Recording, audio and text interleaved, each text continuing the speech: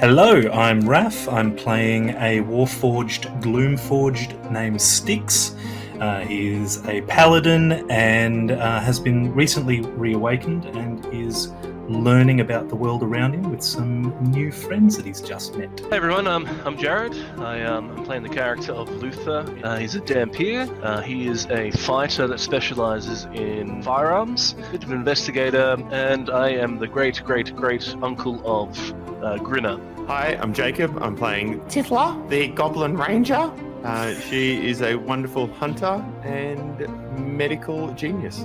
Hi, I'm Haz. I'm playing Theodore, the Satyr Druid, who's a kind of a charismatic Druid who's unwillingly taken Tithla under his wing as she's followed him through the forest for the past few months. Hi, my name is Josh. I am from the RollTogether RPG stream, and I will be playing Killian Maxwell, a half-elf warlock who has come to Barovia. He was with the party previously but has lost them and has joined up with the Tempest Guild on their adventures. G'day, I'm Tom. I'm playing Jonor, the Aasimar wizard. He is on the pursuit of good and evil, finding out the best and worst in this world, and he's doing that with a little bit of naivety and optimism. And I'm Owen, the Dungeon Master of our Curse of Strahd campaign.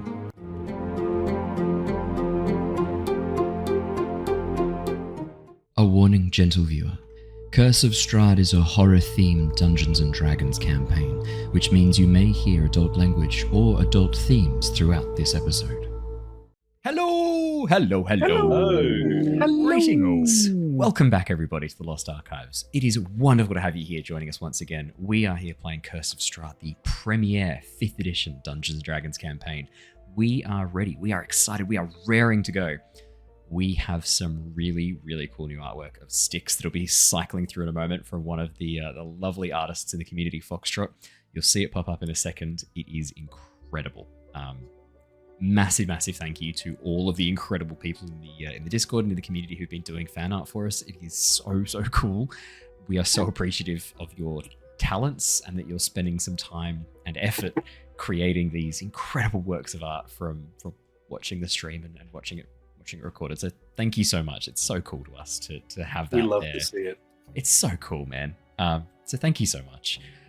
In terms of other fun announcements, I don't think I've got any other fun announcements to share right at this point in time. I think we're all good to rock and roll. So I'll do our recap and get us back into. Do you know who's really good at rock and roll? So I'll get onto that, and we will do our recap. If you're wondering why you can't hear one of the players, it's because I have utilized my mute button. It's not often. Not often I bring it into play, but tonight, honestly, it's a great button. It's a great button, and I should use it more. It's underutilized. Let him out. I'm not going to let him out. No, he's trapped in here. The 30 uses through the campaign, I think all of them have been on one person. Yeah, of course they have. Of course they have. All right, we'll let him out of the sound jail. It looks like he's couldn't breathe in there. I would like to see him mime an entire session. I reckon you could get through with like fairly good communication level. Be very tough for the podcast, though. It would be.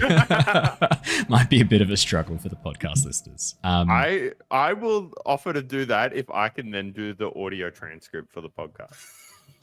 That's so dangerous. Yeah, no. Have a think about it. We'll think about it. Maybe a Blinsky special. I've thought about it. It's putting too much power in the hands of a man capable of quite a large amount of damage. It's not going to happen. It's just not worth it for me. What's the benefit for me? It's like I would be happy.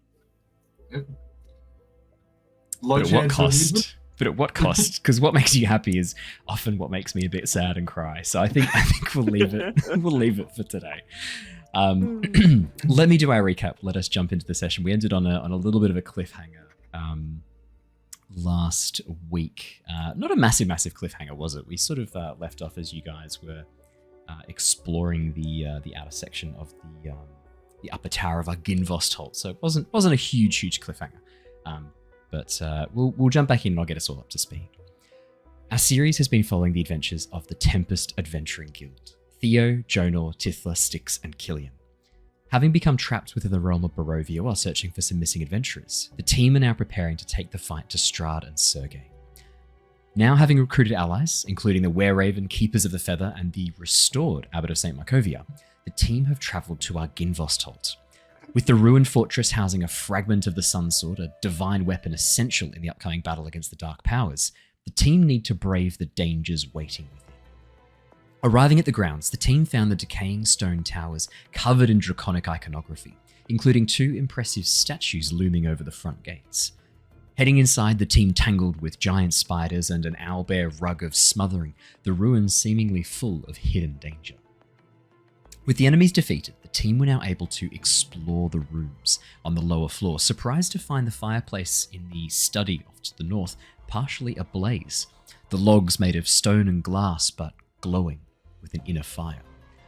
From within the fireplace, a small draconic form made of flame emerged, speaking in a crackling, raspy voice and requesting the party to restore the light to Arginvostholt.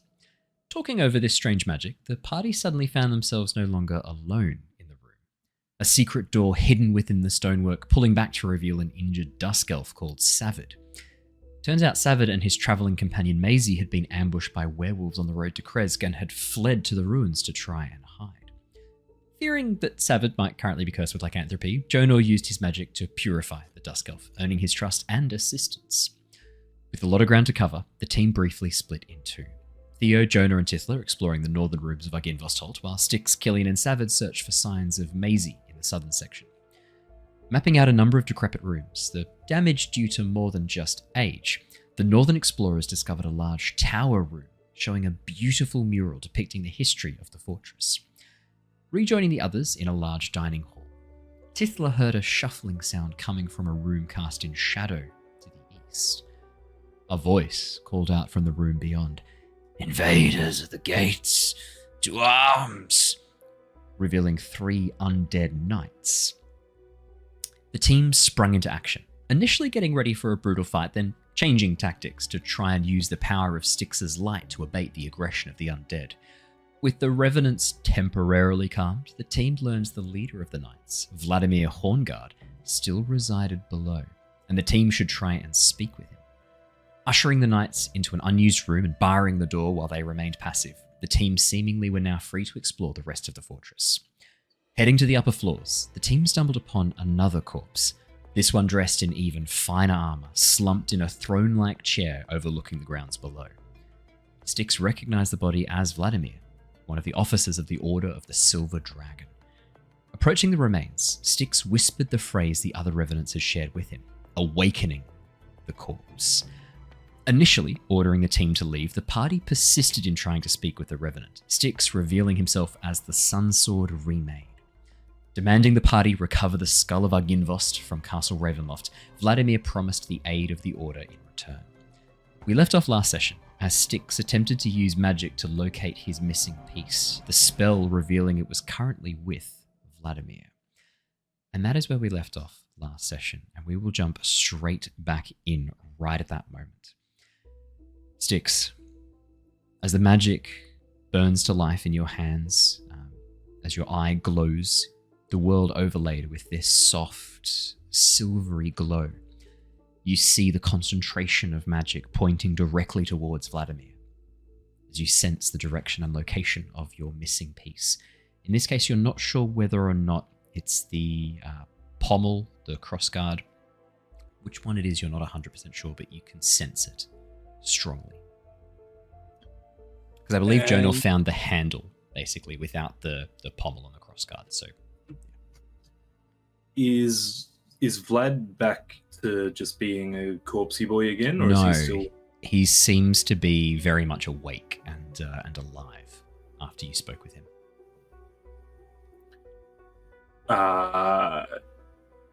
Can I see it on him? As you look up and down across his body, I mean, you know your missing pieces, the pommel or the crossguard. You don't see them obviously standing there. They're not just like strapped to a belt or hanging off his clothes like jewelry or something like that. There's no obvious sign of them on his person right now.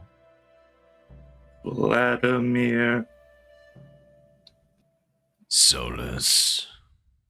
Do you possess A piece of me. A piece of you? No, I don't believe so. What piece? I am missing either my crossguard or my pommel.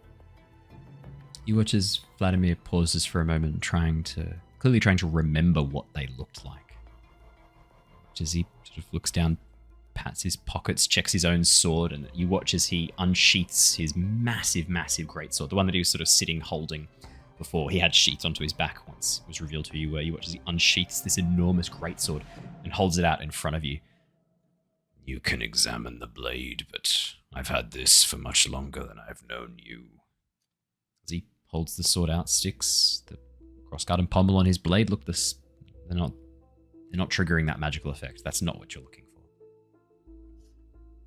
You have nothing else. My magics point to you. You watch as Vladimir reaches in underneath his armor and pulls out a holy symbol. You can see it's a symbol of the sun. Made of probably platinum from the looks of it. Lifts it up. Styx. You're looking at it. You're not sure what.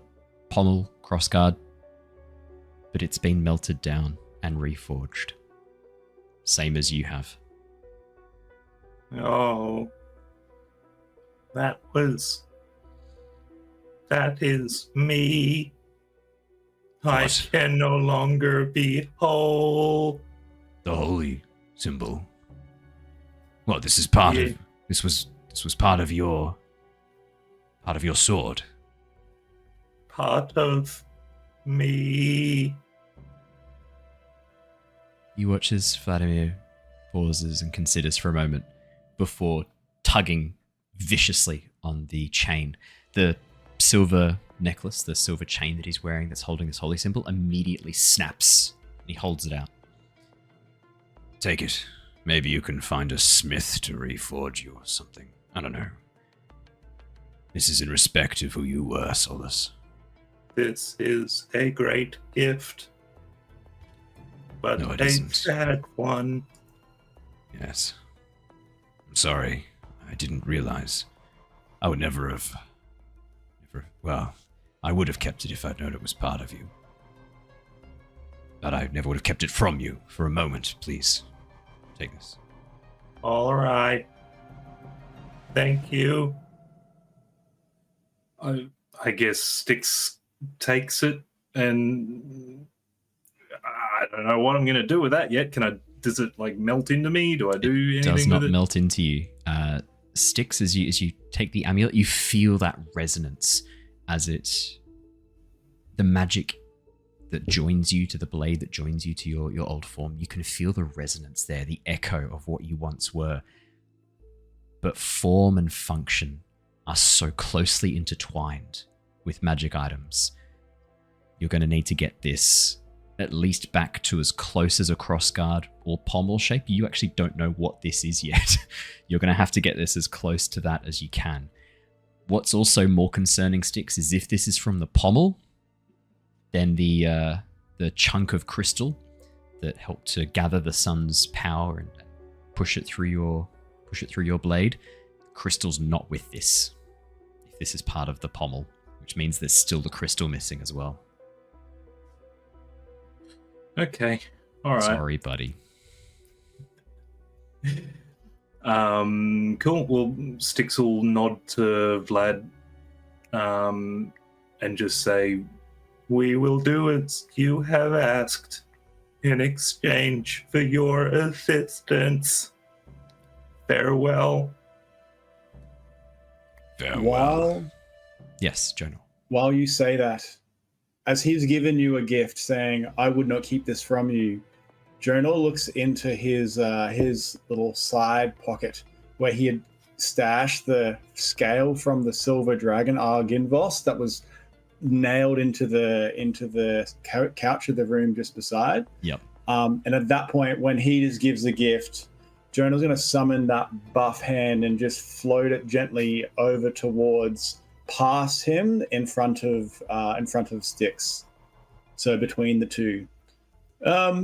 We found something sort of lodged in a chair back in another room. You might want it. You watch as the Revenant, Vladimir, turns his eyes, glowing red, down towards this scale. As he sees it, you watch as he freezes for a moment, the lights in his eyes growing dim, and then burning to life again. Scale of Arkinvost. And as he plucks it and lifts it up into the air, you watch first sorrow and then anger begin to cross his face again, Jonor, as the lines on his face begin to contort, the muscles stretching underneath the sagging, sallow skin. This is one of his brightness's scales, torn from his body. And you see his form begin to almost vibrate slightly as his muscles under tension seethe with rage and fury, far stronger than any mortal musculature can hold. As his skin, you watch as a rip cuts through over his upper arm, the one that's holding the sword, as he grips the hilt of the sword so tightly. Strahd! He then grabs the sword, and for a moment as he lifts it above you, you fear he's going to strike Styx. And as he turns and smashes the sword down, you watch as he carves the wooden throne in half, splitting it in a moment as he shouts and the sword rings into the stone underneath. The Revenant screams, charging at the fragments of wood, and begins beating it with the long sword again and again and again. You watch as the sword itself begins to twist and mangle with each strike. Clearly not magical, as he smashes into it again and again and again, deforming his longsword over and over and over as he screams his fury. What would you guys like to do?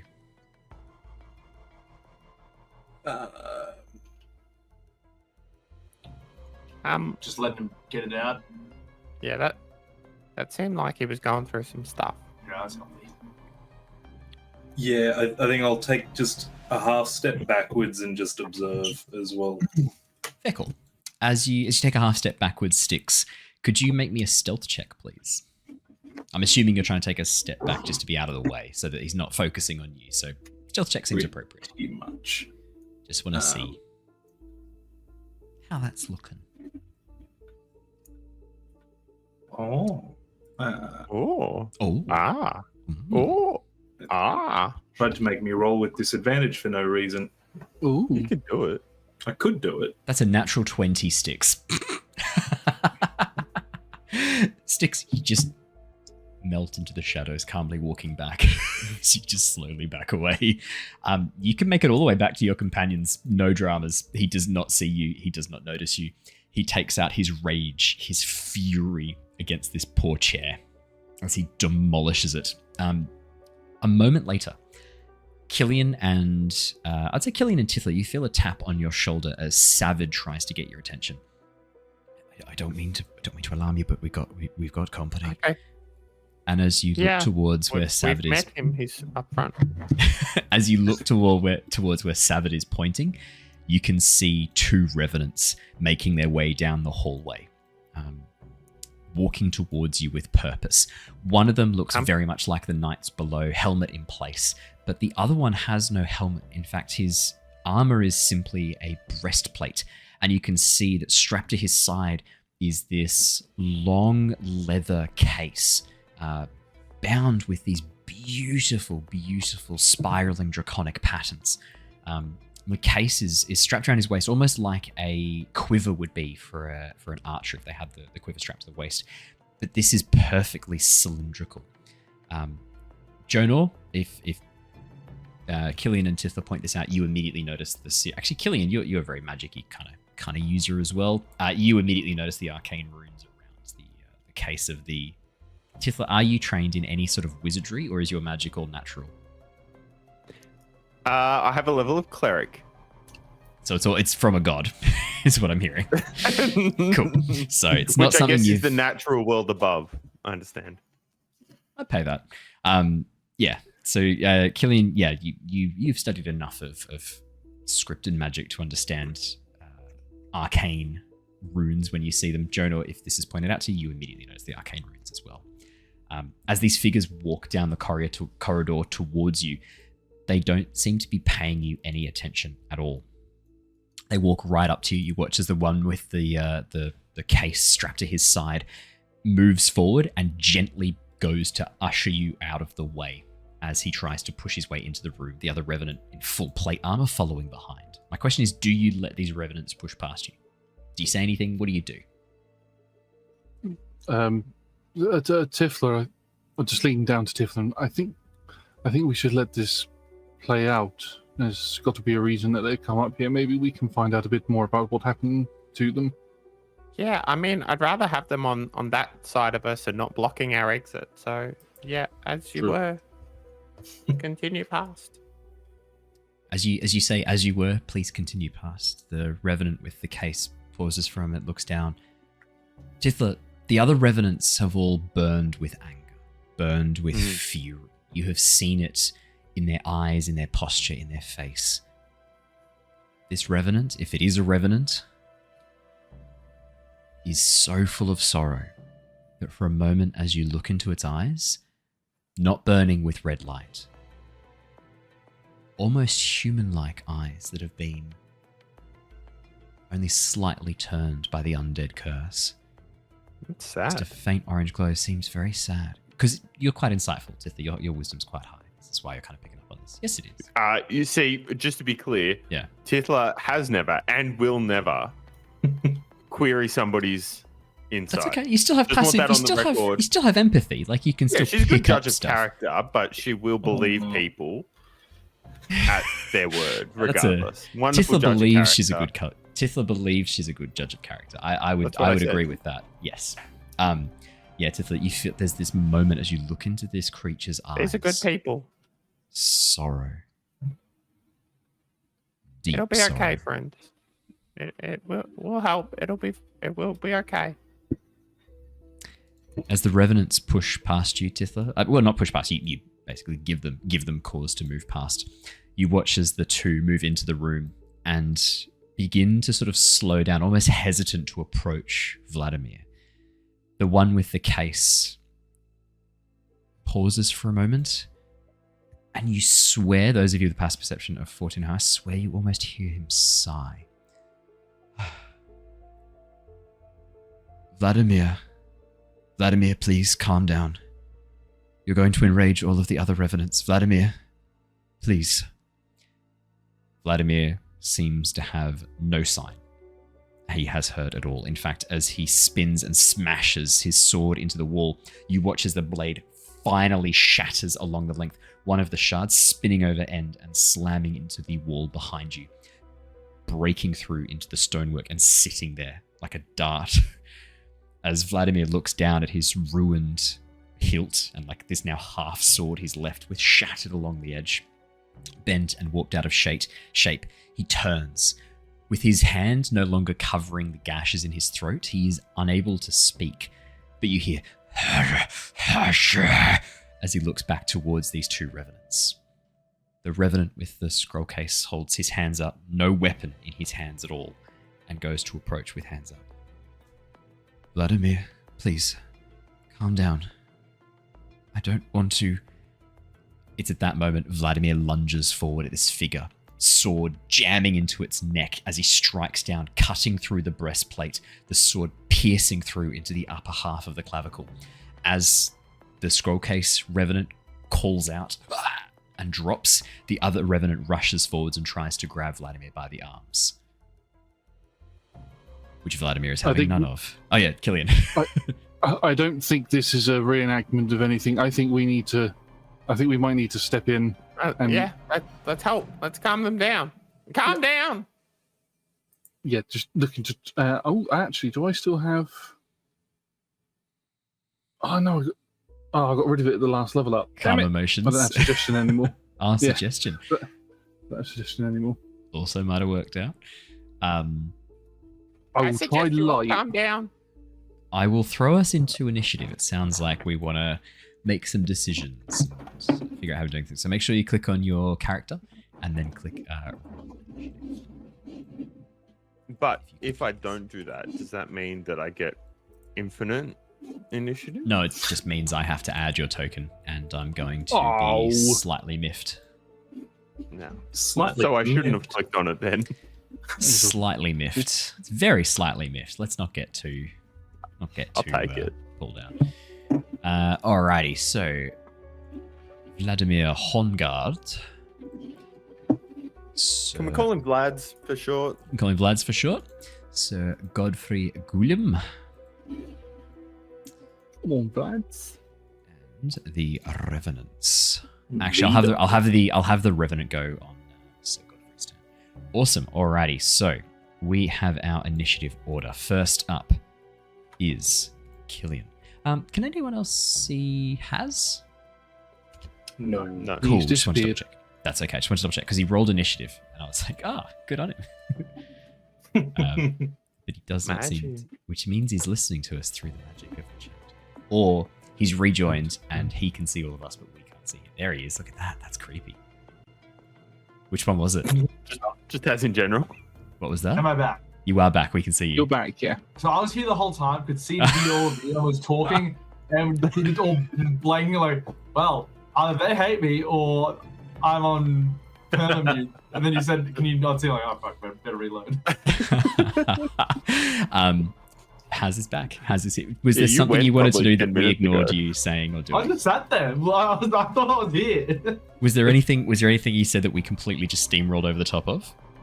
I was just double checking that these like were different revenants than the one downstairs, and then I just asked Guillaume Goodmon, whatever his name was. I can't. That was last session. That was who he said had the scroll case, right? This is the scroll case we're looking for. Oh, maybe. Jacob, did you actually take notes? And by I when definitely noted. or I mean, you're the other one looking for it. Go come on scrolls. What can I do? Scroll case. I got Commander Vladimir on here. Does that help? Pretty sure it was this guy. Okay. Let me Well- look for anything that's the scroll case. I'll circle back to it. To be fair, your characters only heard reference to Sir Godfrey's Arcane Transcriber. You only heard reference to it like 5 minutes ago. That is true. Theo, so Godfrey's Arcane Transcriber. You heard Vladimir refer to such a thing when Styx and Jonor were asking about some scroll case. That's all I'm going to give you. That's what you get. And this guy's called, his name is Godfrey Guillaume, or what? Yeah.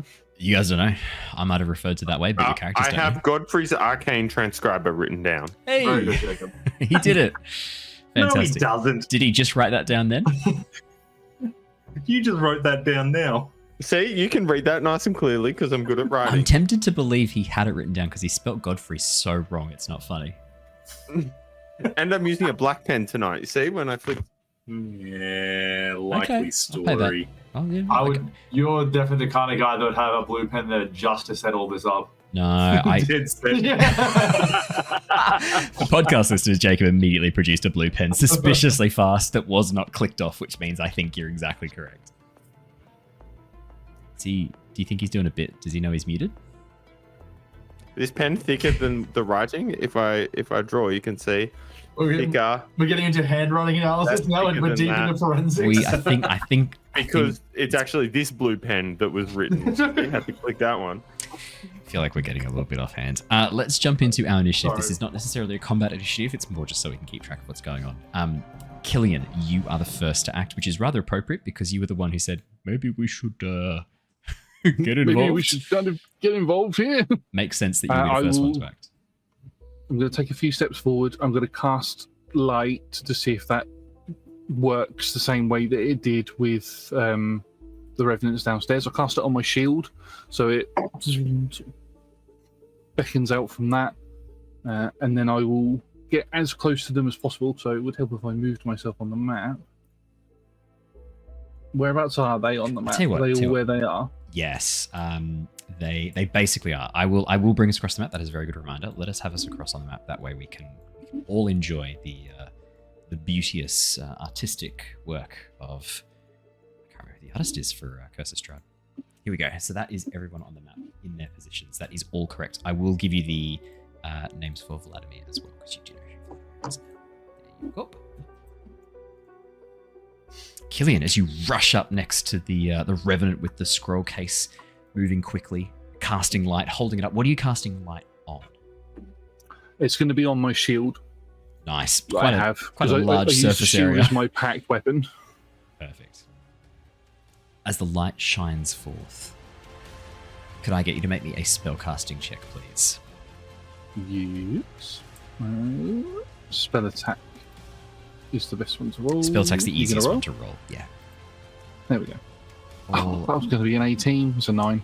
That's a 9, unfortunately. As the light shines forth from your shield, you watch as Vladimir doesn't even seem to notice you, Killian. In fact, as he twists his sword, you hear the Revenant next to you, or the undead, I should say, next to you, cry out. One scroll goes, "Hut!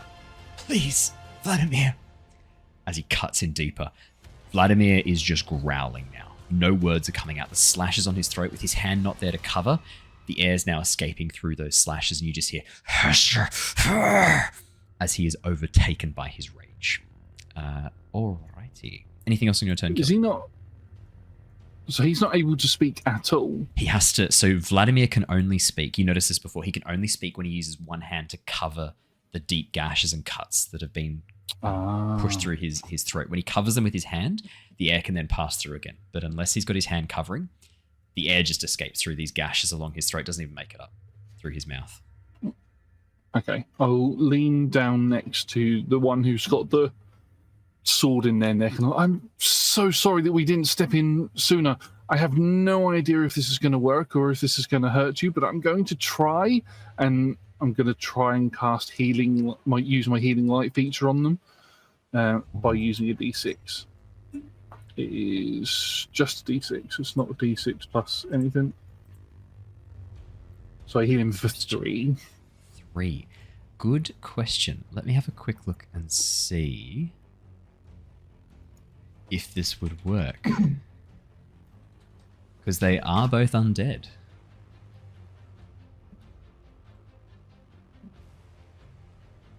Does it say on there this spell has no effect on undead or undead or constructs, or does it say this feature has no effect on undead or constructs? If it doesn't say that, No. you're good to go.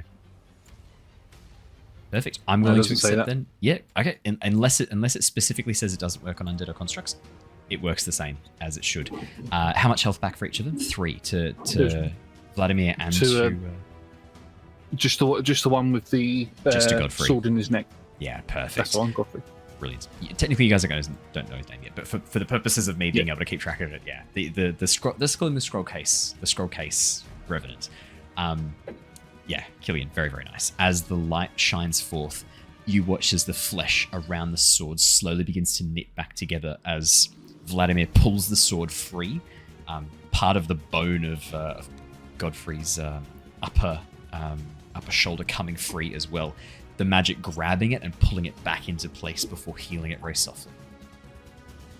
I want to try and get as in between. I know I can't because of 5 foot space and all that, but I want to try and impose myself as much as I can with the shield with the light in his face as much as possible. Perfect. Godfrey's actually going to use his reaction, or I should say the scroll case Revenant's going to use his reaction. No, he can't hurt me more than you need to get back when he's in a rage like this, please. You need to get back away from him. He can't kill me. He can only hurt this body. Anything else in your I still need to calm him down. You see the Revenant nod, looking concerned, as Vladimir stands there, looking very enraged. Killian, anything else on your turn? No, that's it. Brilliant. In that case then, the scroll case Revenant is going to reach forwards. He is going to grab onto the top of his scroll case, and you watch as he spins it, pulls the lid off, and pulls out a piece of paper. As he puts the lid back on and pulls the paper open, he's going to pull out a random spell scroll. Raph, could you please roll me a d6? You bet I can, Owen.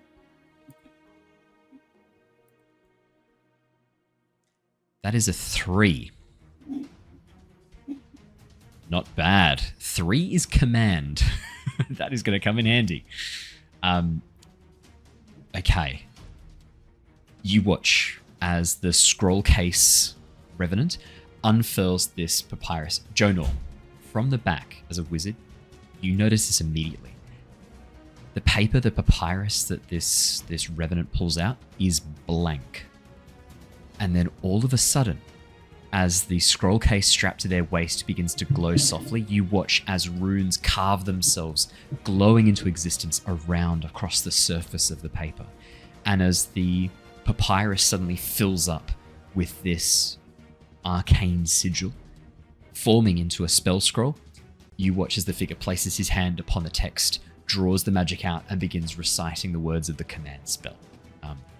As he finishes his spell and points towards Vladimir, the figure calls out, "Surrender!" Vladimir's going to make a wisdom saving throw.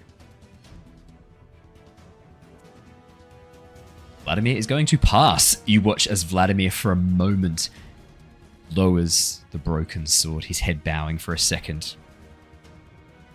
And then he jabs the sword up underneath the chin of the scroll case revenant as it goes up into the scroll and up into the lower jaw of the revenant. The revenant sort of goes as Vladimir looks towards him.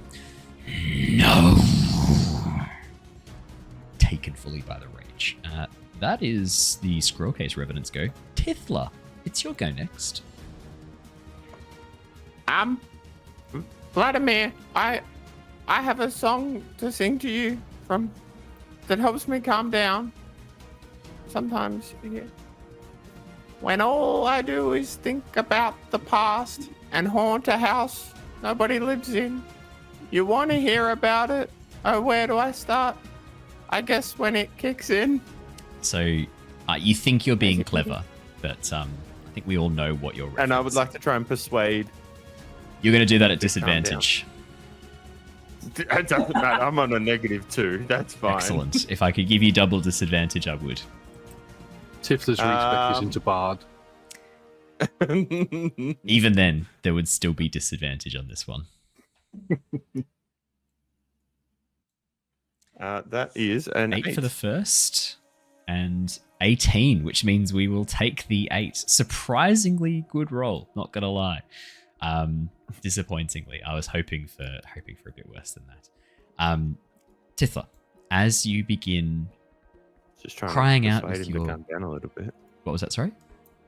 Just trying to convince him to calm down a little bit. Yeah, no, I'm not faulting your decision to do this. I'm just faulting the lyrics that you chose to use, which probably are copyrighted. There are and more. I don't want to get in trouble for. So I don't think you're going to get in trouble for that. No, probably not. As you well, you don't think they're original Tithla lyrics? Definitely original Tithla lyrics. As you cry out. Well, boy, do I have a surprise for you, Owen. That was actually Mason. Was it? Lyric. No, yeah. I can't believe it. As you begin crying out the lyrics from the song "Coming of Age." Yes, everyone thank go you. Hit it up on Thanks Spotify. very much. No, there's no need. As you cry out, trying to influence the mind of Vladimir, there doesn't seem to be any effect. If anything, Tithla, your song has annoyed him more. You watch as he locks eyes with your goblin form, furious at the screeching cacophony which you have unleashed in his halls. Did I annoy you, Owen? What's wrong? Did I annoy him or you? What's the difference? Make Dracob silvery and put Dracob in the way. As Vladimir turns towards you, his attention now thoroughly focused on the tiny singing goblin. Shut the fuck up! As he looks towards you.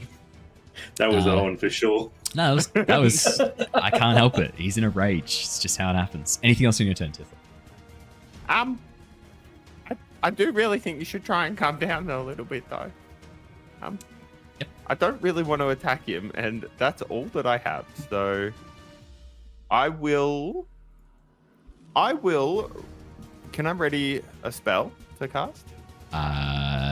So you're saying Or that you you're serenading you think should be a bonus It's action? what I'm asking you. How much of my turn was my beautiful singing? Ooh, This 6 is- seconds, and you sang what, a full verse? Love it. Then Tithla will just hang there and just be like, That's okay. We'll calm down. Draco will protect me. I'd say you still get your bonus action. If there's anything you wanted to do for your bonus action, it's still a round. oh, well, out of all of the things that I have, Tithla will stand there, say it was a great turn, and pat Draco. I got nothing I can do. Sick. Okay, cool. Jonor. Jonor's hand, which was just behind him now, behind the destroyed chair. What he's going to do, he's going to summon, he's going to use his action to move that one around. It sort of drifts to the side of Vladimir and gets to in front of him, to very obviously maybe like 5 foot in front. And as I step towards Vladimir, the hand is going to just slowly make its way up onto his throat and just pop over that little hole he's got in his throat. And Jonor approaches him. Hey, what's his name? What's his name? That him on the ground. Say his name. I say to Vladimir. Jonor, you watch as Vladimir looks at you, at the figure on the ground, back at you again. You're using your mage hand to cover so he can speak, correct? Is that what you said? That's right, yeah. Yeah. As the hand is pressed against you, watch as Vladimir looks down and goes, I don't know. You know him. You know him. Say his name. Vladimir looks furious, confused. Jonor, could you make me an insight check, please? Yeah, for sure. Then we got Styx up That'll next. be an 8. That'll be an 8. Jonor, he doesn't know who this person is. He's stuck in this rage.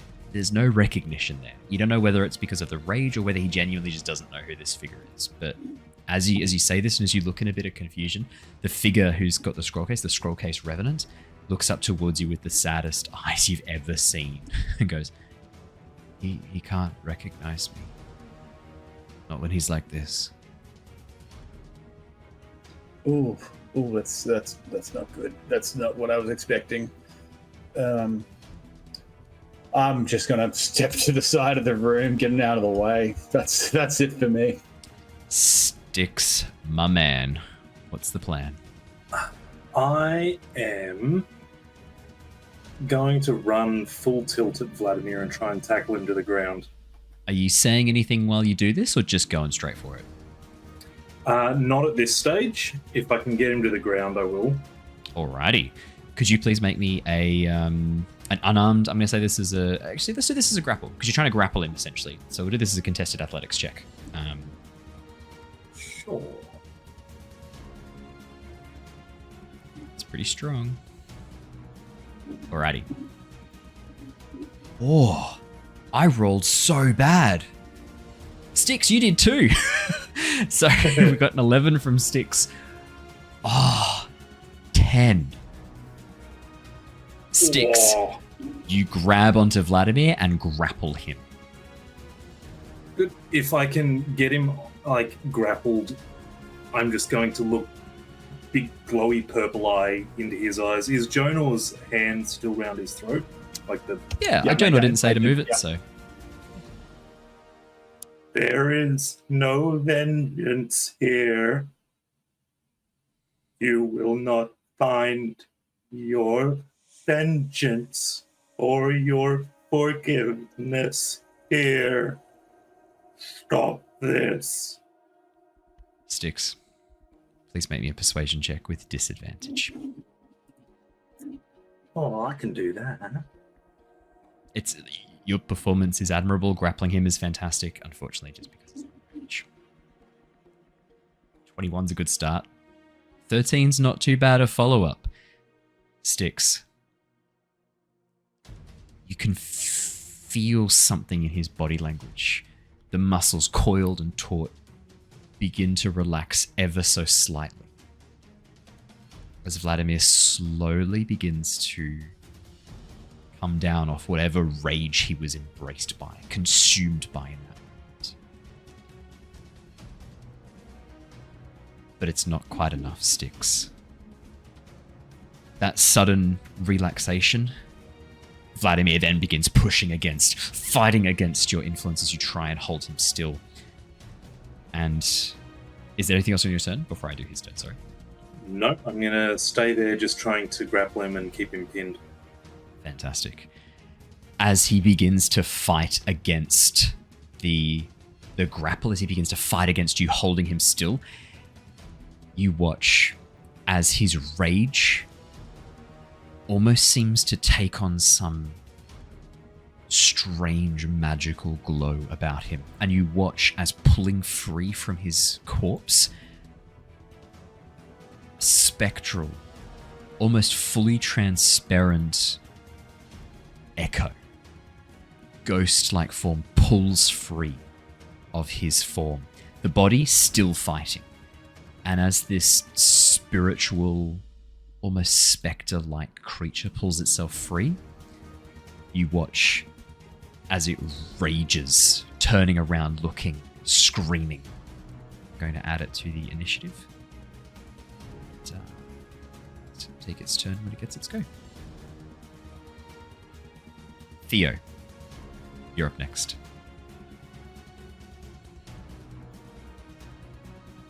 Okie dokies.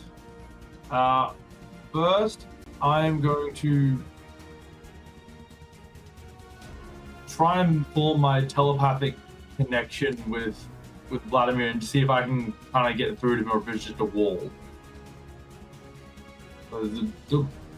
Vladimir, we are all friends here. I understand part of your rage,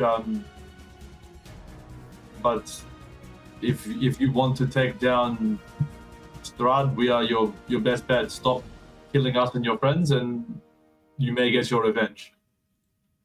All telepathically beamed just directly to his nog. Directly to his nog. I like that. Theo, you feel the message push out. You feel that connection still with him, with your telepathy. As the message passes through, again, you can see Vladimir beginning to calm. And then you mention the one name you probably don't want to mention, which is Strahd. Could I please get you to make me a persuasion check with disadvantage? Fine, he wants him dead. This isn't how you get that. He does, but he's also very much raging over Strahd and mentioning the object of his rage. Oh, 22 is a good start. 9 for the second. No! Oh, no. Theo. I said Strahd, I meant the bard that was singing the an bard. annoying song. That stupid goblin bard. You may slaughter them when you are ready. Theo, unfortunately, as you reach out trying to communicate, you just feel this wave of anger and rage boil back through the connection. It's a very appropriately timed musical track. How about you chill out? Take a chill pill? Anything else on your turn, Theo? I'd say talking's a free action, so you're good to go. Sweet. Appreciate that. What do I got? Do I actually have any spells backed up here, or do I still have my slaughter everyone set for the druids? I think you might still have your Kung Fu Bear set up, your Leave No Survivors. Yeah, I really do. Hey, there's no shame in just walking away sometimes. Yeah, there is. Oh, okay. Turns out there's shame in walking away. My bad. Yeah. Okay. I'm going to. So that was just a free action, right? Yeah, just because you're just talking, like, and it wasn't very much. You only that would have been 6 seconds talking, no problems. It was telepathic. Just, you did a full song, mate, and you were singing this. You know what you did. You want a full song? I can do you a full song. No, thank you. I do not want a full song. Then I would like to drop back into goat form. Yep. And hit up that. Get with the old Earthbind. Ooh, okay, absolutely. Let me switch you into... Although now it's just a strength saving throw, and man, does he seem strong. I'm happy to share that he is a strong boy. Yeah, I don't think that's a surprise to anyone. Strength saving throw? Go for it, yeah. That's +4. 12. That's not enough. I rolled an 8. It's not! It's not enough. Huge win! As Theo, as you drop back into your satyr form, rising up, your fur receding back into your body, antlers turning back into your gorgeous curled goat horns. For a second, you're worried you'd fucked this up, but as you reach out with your hand and grab forward, actually, yeah, talk me through how does your Earthbind work in this case? So, what does it look like? Channel through my druidic focus that I haven't really fully. Let's call my horns my druidic focus. That sounds fun. As what? Sorry, your horns. All right, I'm up for that. That's pretty cool. Let's just do some little character. I'm just going to etched with markings in druidic. Druidic, yeah, nice. I like that a lot. That's really cool. As the nature energy comes, the Earthbind is just these tendrils of vines that wrap around him before solidifying into hard earth and just binding him down almost straitjacket style, locking him into place. Nice. I like that a lot. That's really cool. As the sorry, what was that? One more time. I missed that. There you go. As you say that, as the stones almost move like liquid, rising up and grabbing onto him, pulling him sort of still. Actually, he is currently grappled by Styx. I think he might have even had. I probably even should have given him disadvantage on that, but it doesn't matter because he failed anyway. Yeah. I just actually read the spell, and it turns out all it does is reduce their flying speed. I thought there was more to it than that. I'm getting it mixed up with. I thought it was actually cool. Don't know why I took that. Can we pretend it does something cool for now? We can pretend it does something. Fly off now. We can pretend it does something cool. We can say from like a thematic standpoint, you watch as like the stones reach up and grab onto him, and then like he's on the ground. So they just sort of slowly let go again and melt back into the stone. You can stop him from flying off the handle. I was just about to say that. Is there any additional effects we can somehow give you with this, or is it literally just it stops a creature from flying? Apparently, give Styx advantage on his next grapple check. I'm happy to do that. I think that's I skimmed it and just saw speed reduced to 0 feet. I thought, oh, that'll be sweet. That might come in handy to take note. Specifically, flying speed. Yeah, it's flying speed if any is reduced to 0 feet. It's the shittest spell ever. Next level, that is so far out. I was gonna say, I was like, I never see this spell in use. I wonder why. It's because it's absolute dog shit. Is it better in the 2024 rules? Can we update it quickly? No, it's not. I don't think it's in the 2024 rules. I had a quick peekaroo just then to see if there was another version. Let me have a look. I couldn't see it just then.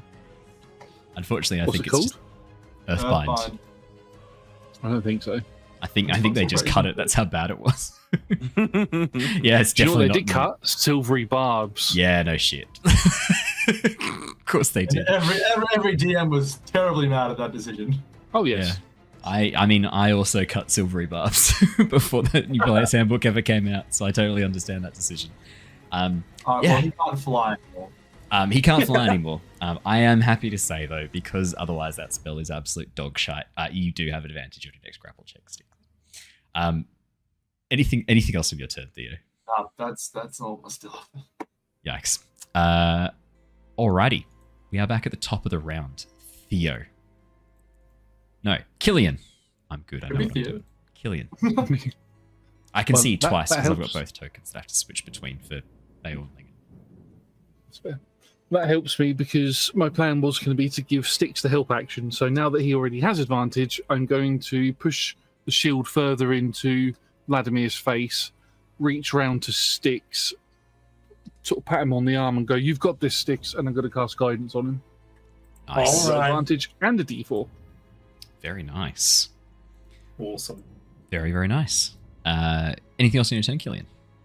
Nope, that's what I'm going to do because healing that guy, although it did something, I feel that I'm going to cause him more pain if I try to heal while he's got a sword jammed in his head.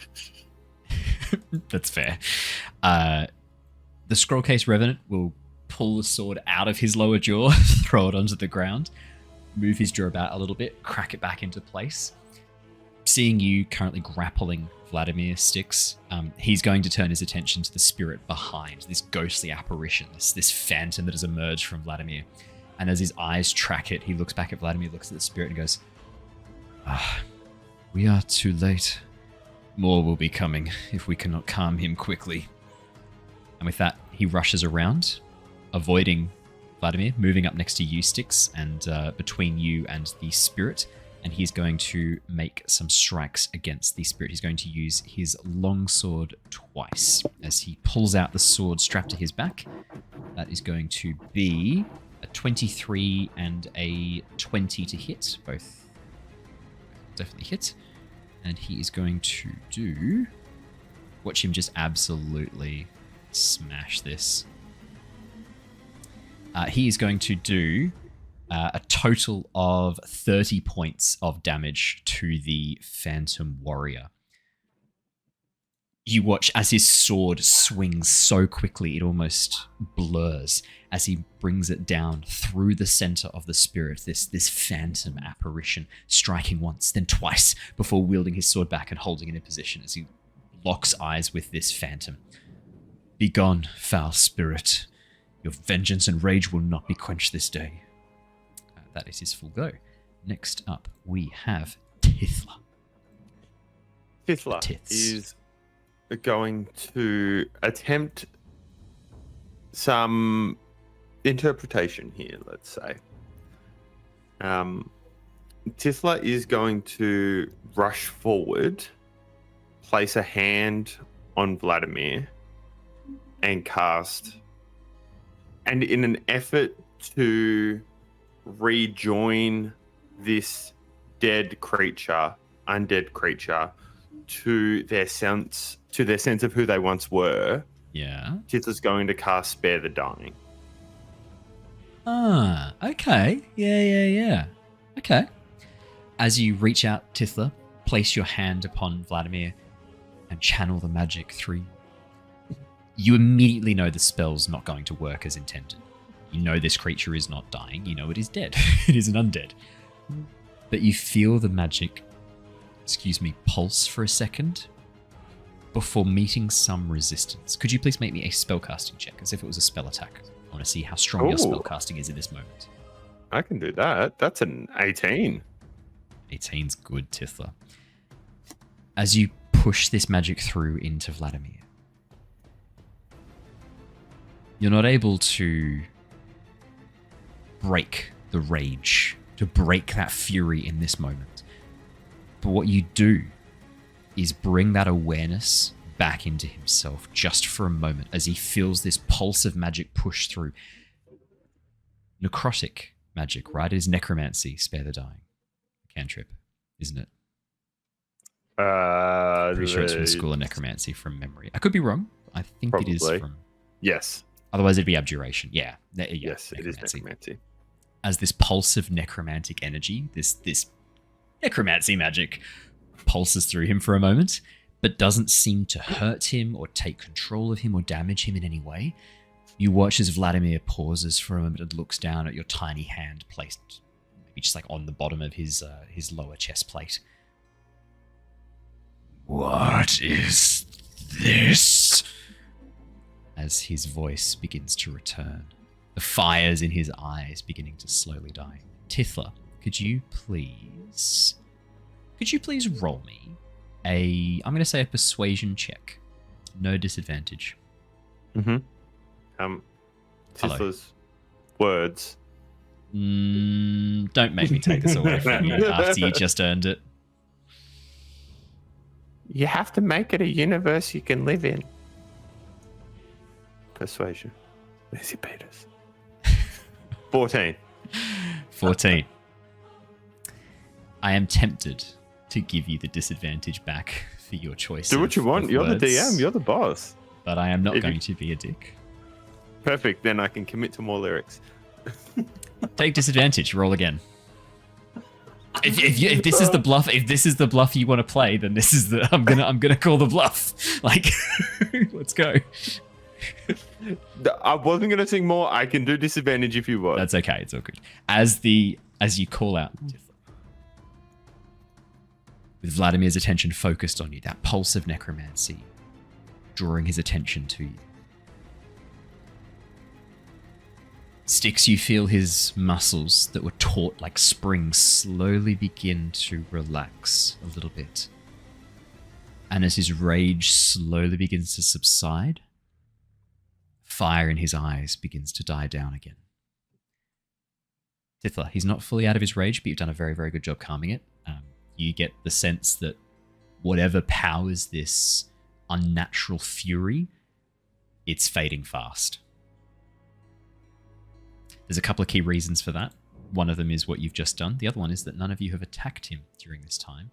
And Barbarian Rage does require either the target to be making attacks or taking attacks during their turns.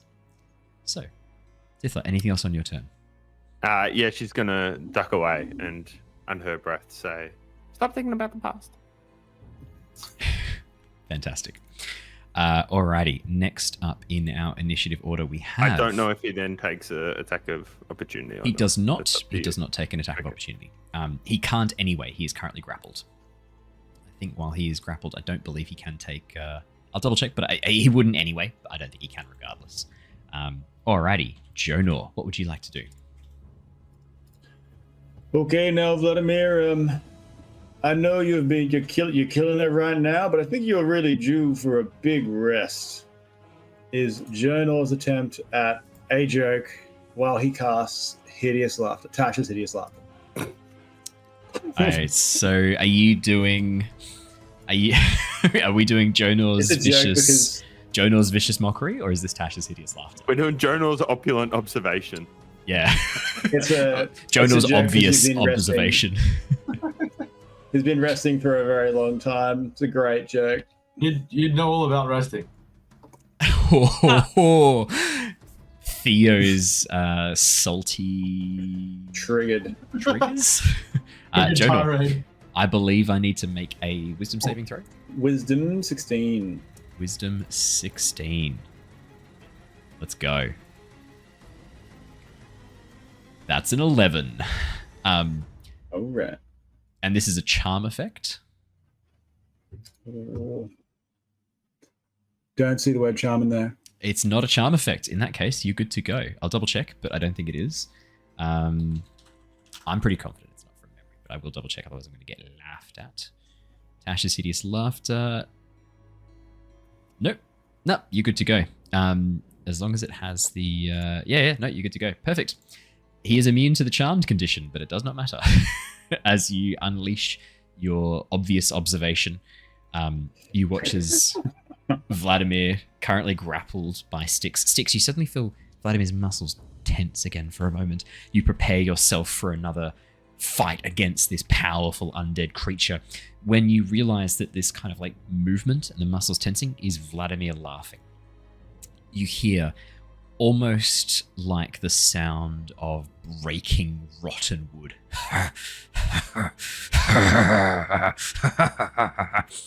emanate from the corpse's mouth. It is not a pleasant sound. It is not the sound of a friend laughing or a baby chuckling. It is the horrific cackling of an undead creature. Air pulling across these partly mummified vocal cords. It is horrific. As this creature, currently wrapped up in Styx's arm, goes... he is incapacitated. I would say that Styx, you can kind of feel him wanting to fall prone. You can basically gently allow him to fall prone. Yeah, I'll just drop him down.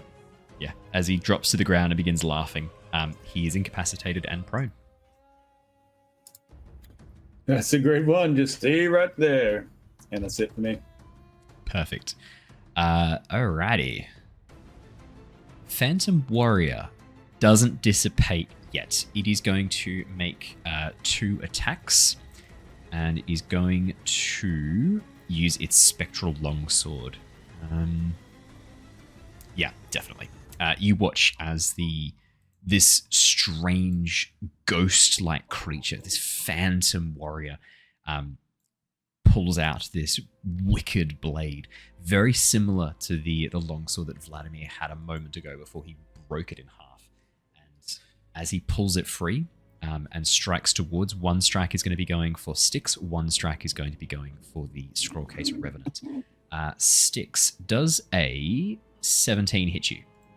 That is my armor class. Then it does. And a 16 does hit the scroll case Revenant. Styx, you are going to take 6 points of slashing damage, I believe. Force damage, apologies. 6 points of force damage as the scroll case Revenant takes 7. As the blade smashes into you, Styx, the sword passes straight through you, but you feel the force of the blow as if it had connected with something solid. As the blade passes right through, this shattering effect breaks across your arm as you feel pain splinter out across your forearm and radiate up your upper wrist. That is the Phantom Warrior's go. At the end of its turn, I have to make a con save for it to see if it can survive Vladimir no longer being enraged. And it's gone. Watches it just vanishes instantly. Strikes down against the scroll case Revenant, does a cut against Styx, looks towards you, Styx goes, ooh, and then just vanishes. With a little pop. No. And it's just gone. That would take us out of initiative. Vladimir is incapacitated and prone. At the end of each of his turn, he hasn't fully lost his rage. I'll do a roll. If we get to the end of his turn and nothing's happened, that's it. Let's do another whiz save. Jonor. That's a 13. That's not enough, is it? I need 14. 16. Nope. 16. I need even more. Don't worry. That's it. I'm going to take us out of initiative. That is enough. As the rage washes away, he becomes a little bit more loose in his posture. I would remove the hideous laughter. I know it's a pretty good joke. I'll help him up as well. Could I attempt something, please, Owen? Yeah.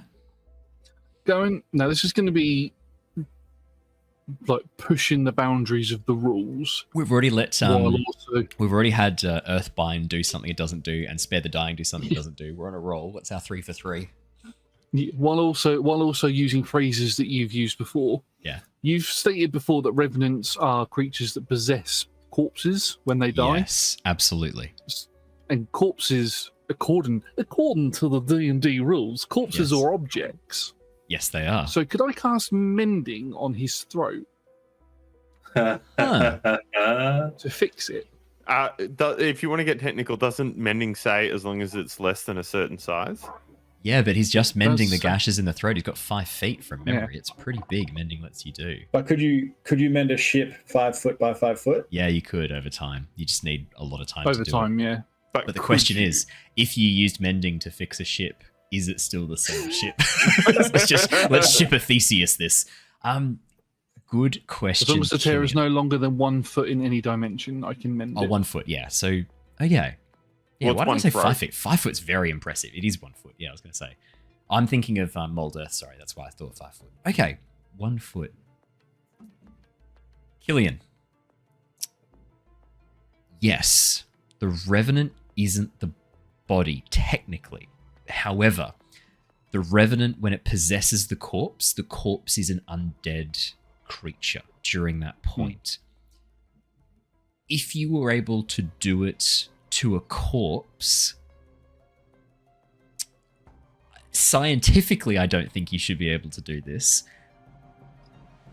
But rules as written in D&D, I can't think of a good enough reason to not allow this. I could, if you'd prefer, I could put a healing thing into it instead, like a healing light or a cure wounds. No, I like it. From a D&D standpoint, I would agree that actually technically corpses would kind of count as objects. In this instance, unfortunately, because the Revenants are possessing the corpse, which makes it an undead, they as soon as the spirit inhabits the body, the magic that powers them, the necromancy, animates the body for them. It's not like they're poltergeist using telekinesis to move things around. They're actually filling up this corpse with necromancy to power it. So you wouldn't be able to use mending on a full revenant, but if you were able to get to one of the bodies before it was possessed, I don't see any reason why in D&D logic and D&D rules you couldn't do that, for sure. Cool.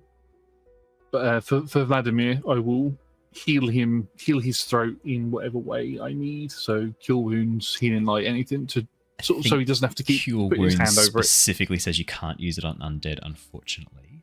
Can we just ask Vlad to pop out for a minute? No. So once he leaves, I don't think he can actually choose to leave anyway, even if he wanted to. I think once they've bound themselves to that body, they're kind of locked in until the body's destroyed, and it's only when the body's destroyed are they able to then take control of another one. Yeah, no, it just says creature you touch regains number of hit points equal to 2d8 plus your spellcasting. I would say in this case, it does say it has no effect on undead or creatures at the end of it, so I'll do healing light instead. Yeah, I would. Yeah, healing light would work. Otherwise, the other one I think that would do quite well for you as well. I would say lesser restoration still falls underneath the medical genius over here could contribute and just put a bandage around the throat because he was just holding his throat and that helped. So we just chuck a bandage around that, keep the pressure on. Done. Tithla, you know that a bandage is quite porous. Air can move through it. But if you were to put something not so porous underneath it, I like your medical genius knowledge. Put some padding in there. Get the leaf in there. The leaves carry water. They bounce off. Jonor kinkily choking her?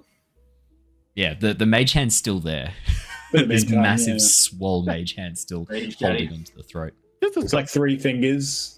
Yeah, it's not even the whole hand. It's a big hand, Jonor, that you've got.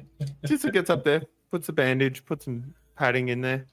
Tithla, could you please make me a medicine check? Easily. You heard it here first, guys. Easily. Natural one. There it is. I can feel the natural one. Find the button. Give me the natural one. That's a 9. Baby. That's a 9. Baby. Baby. Sorry, that's a 9. Baby. No, baby. Tithla, as you sort of go through your supplies, you realize that a lot of the medical supplies you have with you, your healer's kit, does contain things like bandages and a lot of items of great use, but nothing that's airtight, because if you're trying to heal a wound, you don't really want to keep things airtight most of the time. You do need transfer of oxygen to prevent wounds souring, which is a real problem because in this instance, I mean, he's undead. The wound is soured. His whole body has soured. So it doesn't really matter. And the whole purpose of what you're trying to do is to seal that. As you go through your stuff, you don't really have anything that's super suitable for this. So you have to kind of make do a bit. And your attempt to fix this is just a really thick padding of leaves underneath the bandages that you've then wrapped around. It's very impressive. As Tithla finishes up with Vladimir's neck, Jonor, your mage hand going to release and move back. You see Vladimir look towards you, leaves sort of sticking up from a bandage wrapped around his neck. You're welcome. And as you hear, "Thank you," as he kind of struggles to talk through it 100%, and you watch as the leaves quiver every time he talks as air escapes through the rather porous bandage around his neck. Can he do that thing with gum leaves now? How he can like a really loud whistle? Yeah. Let's do a performance check for Vladimir and let's see. Why not? Every time he talks, that just happens. Let's do a performance check. Vladimir's strangely charismatic. That's a +4. That's a 13 total. I would say that he's got like fair control over it. It's not like a, "Hi there, I'm Vladimir Horngard. It's nice to see you," as it starts whistling on the S's. He is able to somewhat control the sound of the whistle. You do a much better job with the whistle. Raph, could you give us your best Vladimir's whistle from his neck? There's something There it wrong is. with my voice. Why don't you copy his Styx voice? I'm Styx. Or Styx would It's work. nice to meet you. I just want to find my pieces.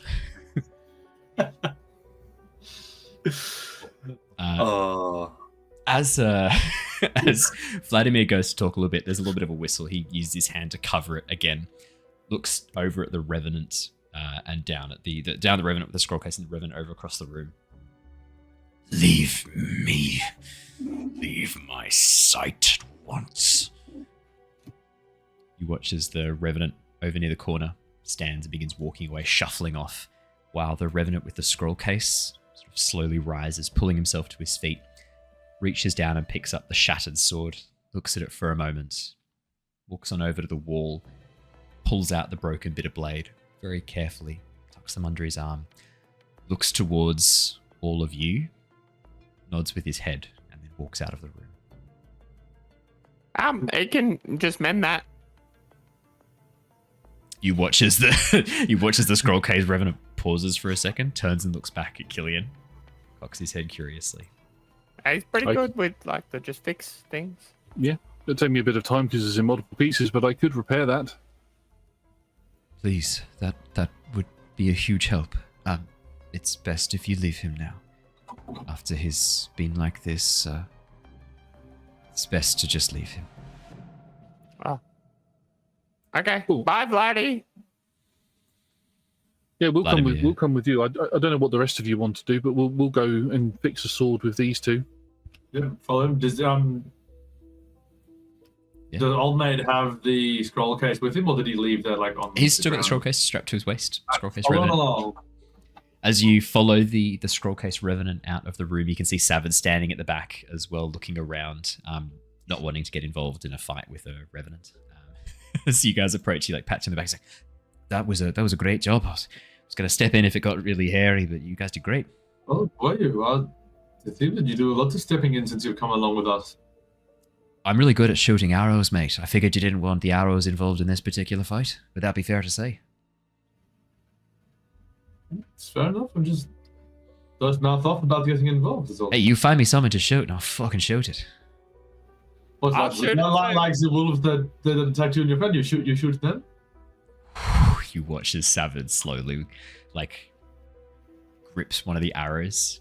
And as he grips it, you hear this little cracking noise, and you watch as one of the stone heads just slowly falls off the top of the arrow as he drops the arrow to the ground, storms off, walking around the corner. I feel bad now, but I mean, he was talking shit, right? I mean, not really. Yeah.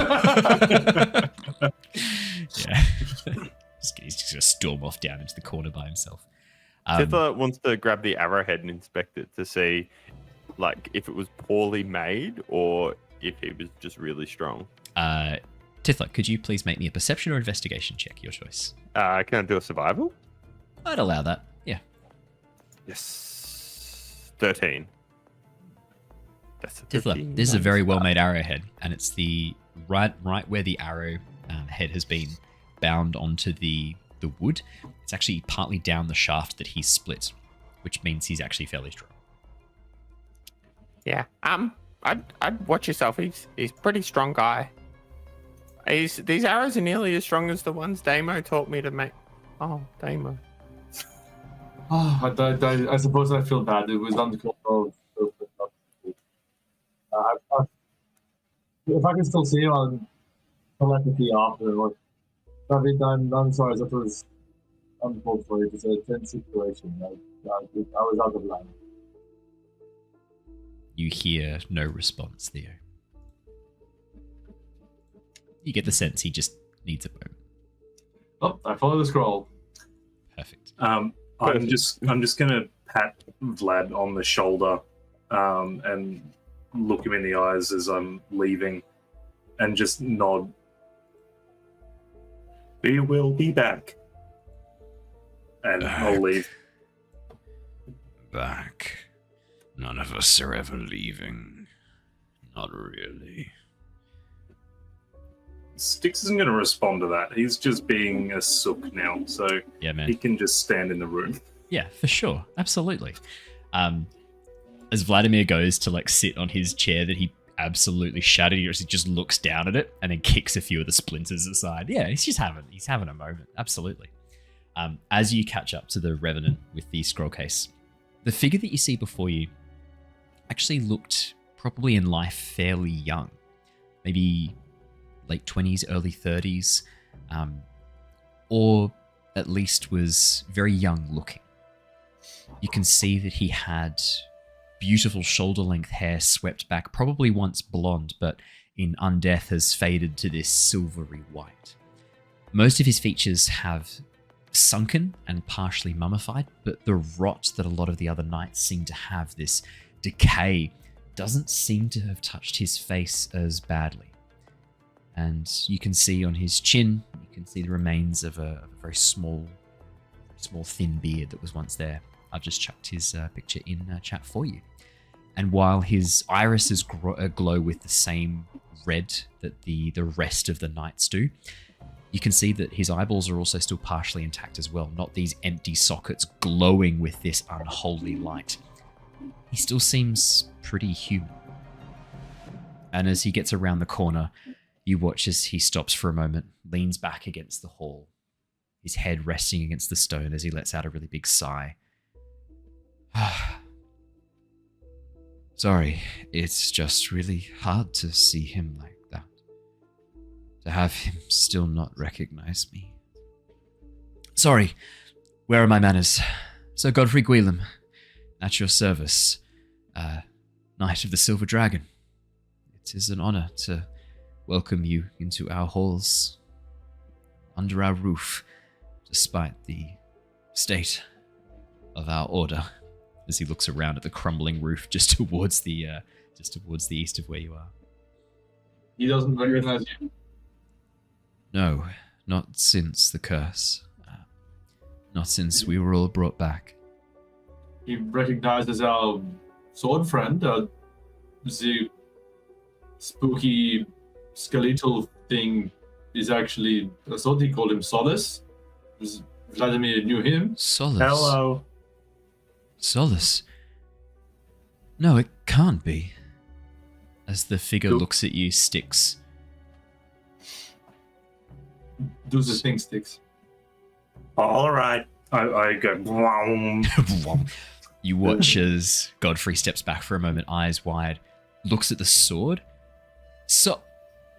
and then squints for a moment and pauses, and then looks at you, Styx, in your eye, his gaze meeting yours. Solace. I'm so sorry I didn't recognize you. It's been so long, and we've all changed. We all have. Do I have any memory to this guy? Styx, make me a history check. Let's see.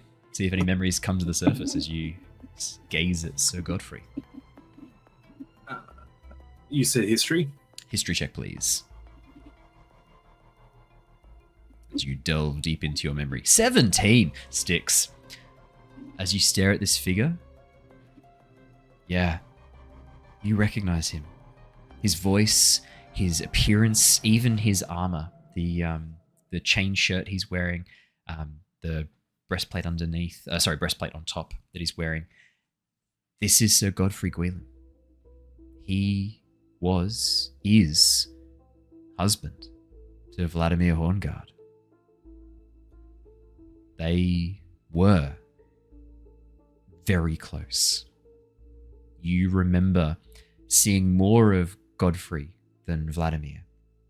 In fact, Godfrey was always charming, welcoming, was warm when you were brought to the Knights Hall by Tatiana. I'm gonna give him a hug. Yeah, as you do, his hands wrapped around you. At first, he sort of pauses for a moment and then pulls you into a bear hug as well, Styx.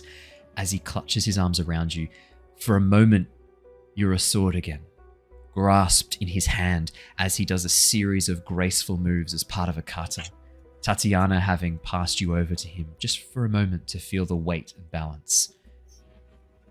And then you're Styx again, hugging the revenant of this once proud man. I am not whole.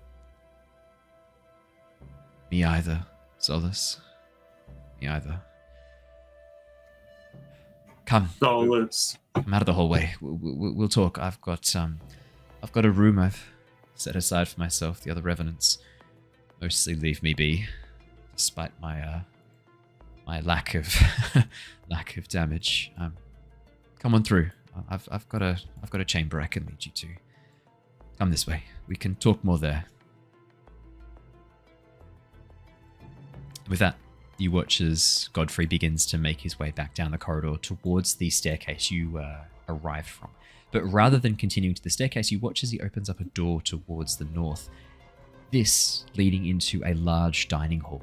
You can see other revenants here, seated on the chairs around the table. Two of whom are completely still, heads slumped over. One of them is looking up, a woman with a silver dragon helmet half shrouding her face.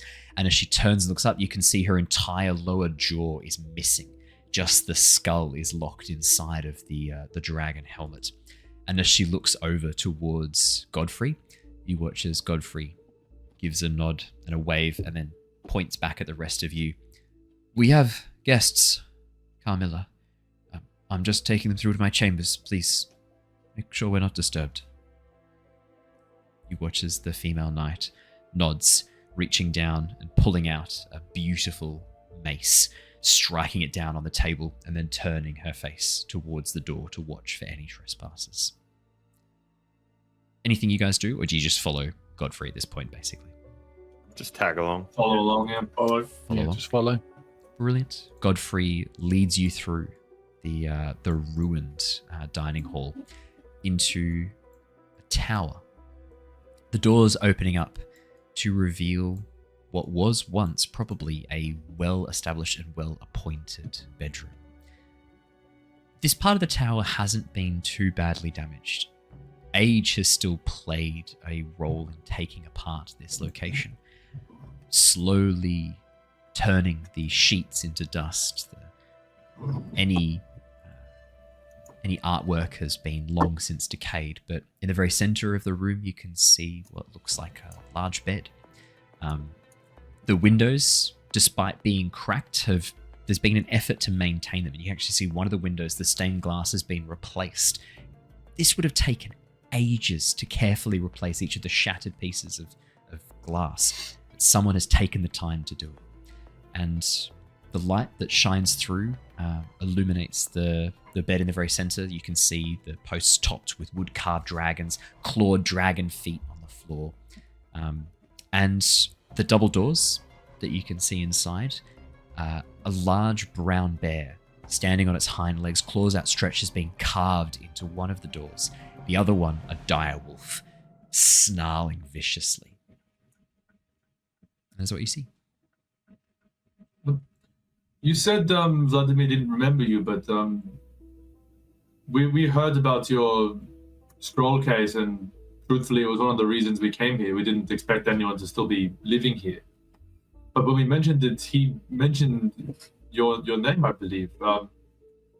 Somewhere in him, he knows you. If not by sight, he still knows that you exist.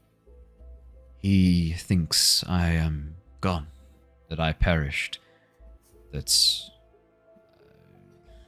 I died, which is true. I did. But he does not recognize me now.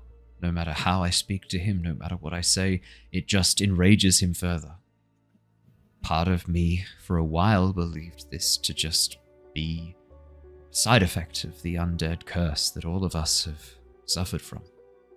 I fought revenants, well, a revenant, in my time as a mortal man, and I know that they can be single-minded in their goal for revenge. But I think now it is more than that. He is cursed. No, please. Well, that was my follow-up. You mentioned a curse. Like you said, that you're all a bit peculiar for revenants. Usually, you'd be out there barreling towards whoever you were trying to kill and, well, killing them. But you all seem locked to this place, never leaving, never even pursuing the vengeance that would give you the release. Oh, we tried for 120 years. Every day, Vladimir led the knights out, charging down the main road. assaulting Castle Ravenloft every day. And Strahd vaporized us every single day. After a while, Vladimir finally got the hint. Still, it's still honestly not like revenants to stop. How is it that you all ended up as revenants? I guess is my question. Surely, I mean, I understand you suffered a great loss here. Your dragon was killed by that monster, but is that it, or was there something more? I suspect that would have been enough. We were all... Aginvost, our leader. Solus, you must remember him. Silver dragon. Ancient silver dragon, full of wisdom, courage, and compassion. Noble soul, a true noble soul. Being we swore to learn from, to be guided by, to protect.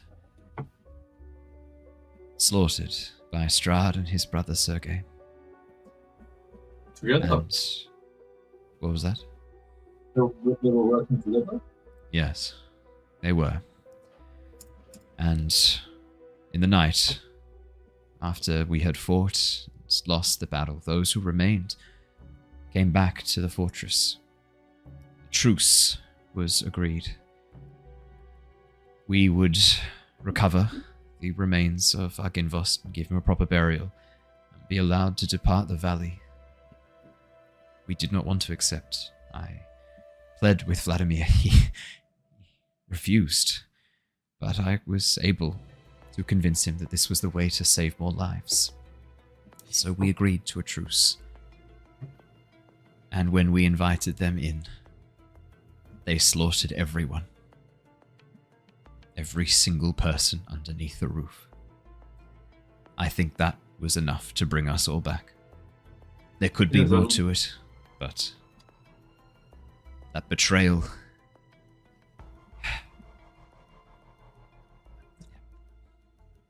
That is the hideous betrayal, honestly. Well, if we weren't already on the quest to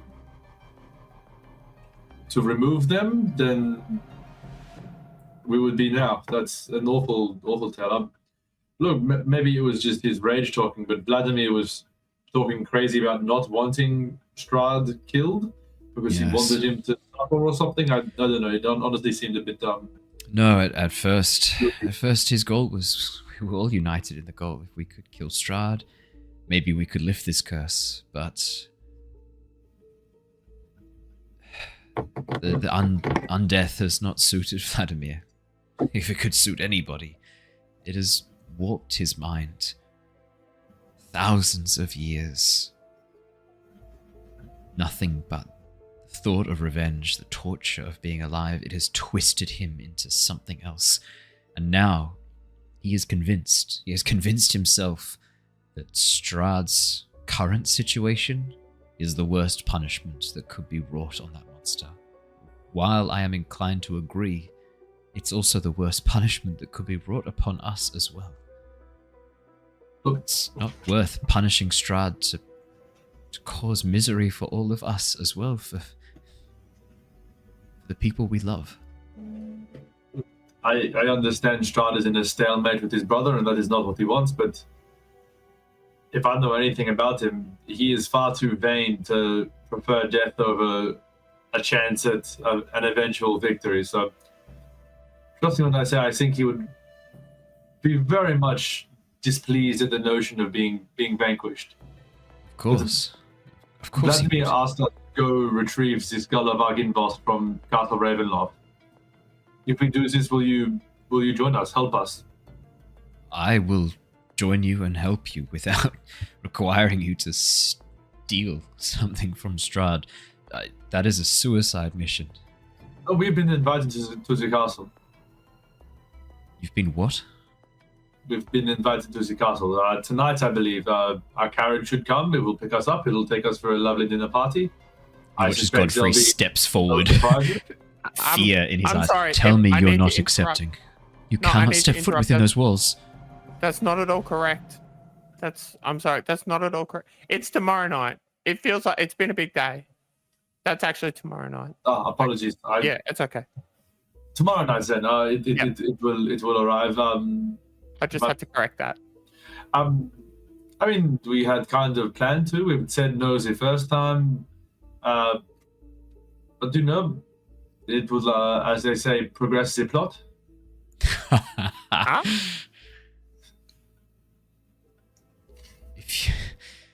Please don't go there. You don't understand what you're dealing with. Strahd is a monster. He is callous and evil. He does not care. He is, as far as I have seen, as far as we have tested, basically a god here. Yes, but we have something that he desperately wants, and if he kills us, he will never get it. So I think we are relatively safe for now. Our personalities. Yes, our killer personalities. You have something Strahd wants, and he hasn't taken it from you, which means he can't take it from you. Our personalities. What is this leverage you have on him? I must know, please. Look, if Strahd is able to walk into these halls and take that information from you, I think it's best if you do not know. Just trust us that we have something that he wants enough that we're probably safe going in there. It's your lives. It's your lives. Your choice. If you have something over him and he cannot take it from you, genuinely cannot take it from you, maybe you will be able to walk out again. I suspect at least one of us will be able to walk out alive. But I am worried. I think perhaps one of our friends. She was meant to be traveling and meeting us here, but she was following someone who I suspect was somehow going to be married to Strahd. And well, I think that the logical conclusion with her not arriving is that she ran afoul of them and may be in danger. So Strahd takes brides from the local population. When he gets bored with one, he disposes of them, takes another. Well, I suspect as much. She seems rather pleased with the idea. Was actually quite a lovely lady, so I feel bad for her with that fate. But people of this valley have grown up under his yoke. They don't know any better. They think he is a god. They see him as their ruler. You can't fault them for their brainwashed state. We tried our best to defend them, but we failed. It's fine. I don't think anyone's expecting you to save the world all by yourselves. We came close. We almost stopped them. Their first advance into the valley, our knights stood firm. Our Ginvost at our front. But you were here before Strahd and his brother came to this land, before it was sealed in the mist. Barovia, we were here before the von Zarevich family, yes. Our Ginvost led us here 80, 90 years before the von Zareviches turned their gaze upon this valley. We were called to help defend the people. It was a new town growing. The town of Barovia. They had no protectors. They were at risk from attacks by bandits and beasts. Our Ginvost led us here and established the order. Over 2 generations, we built the order from nothing up into a shining bastion of hope. The village grew so rapidly. It was wonderful. 2 more towns springing up as well. Kresk, Valaki. Not too long after that, Beres. It's a beautiful time. But such wealth, such opportunity drew in the monsters, the predators, feast upon such bounty. You mentioned you were, you're commanded here. You were called to come here to protect. We also had a very similar story. Did you arrive with the abbot? Because I'm noticing a lot of similarities here. No, the abbot came after. The abbot's the the abbey above Kresk was that happened many years later.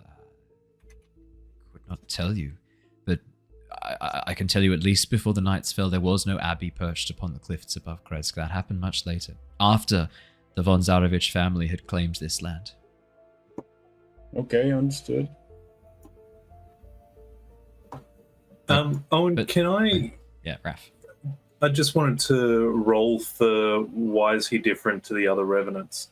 Good question. Do you want to make an Arcana? I'd say Arcana or Insight check. You could also technically do Investigation too if you felt that was a great choice.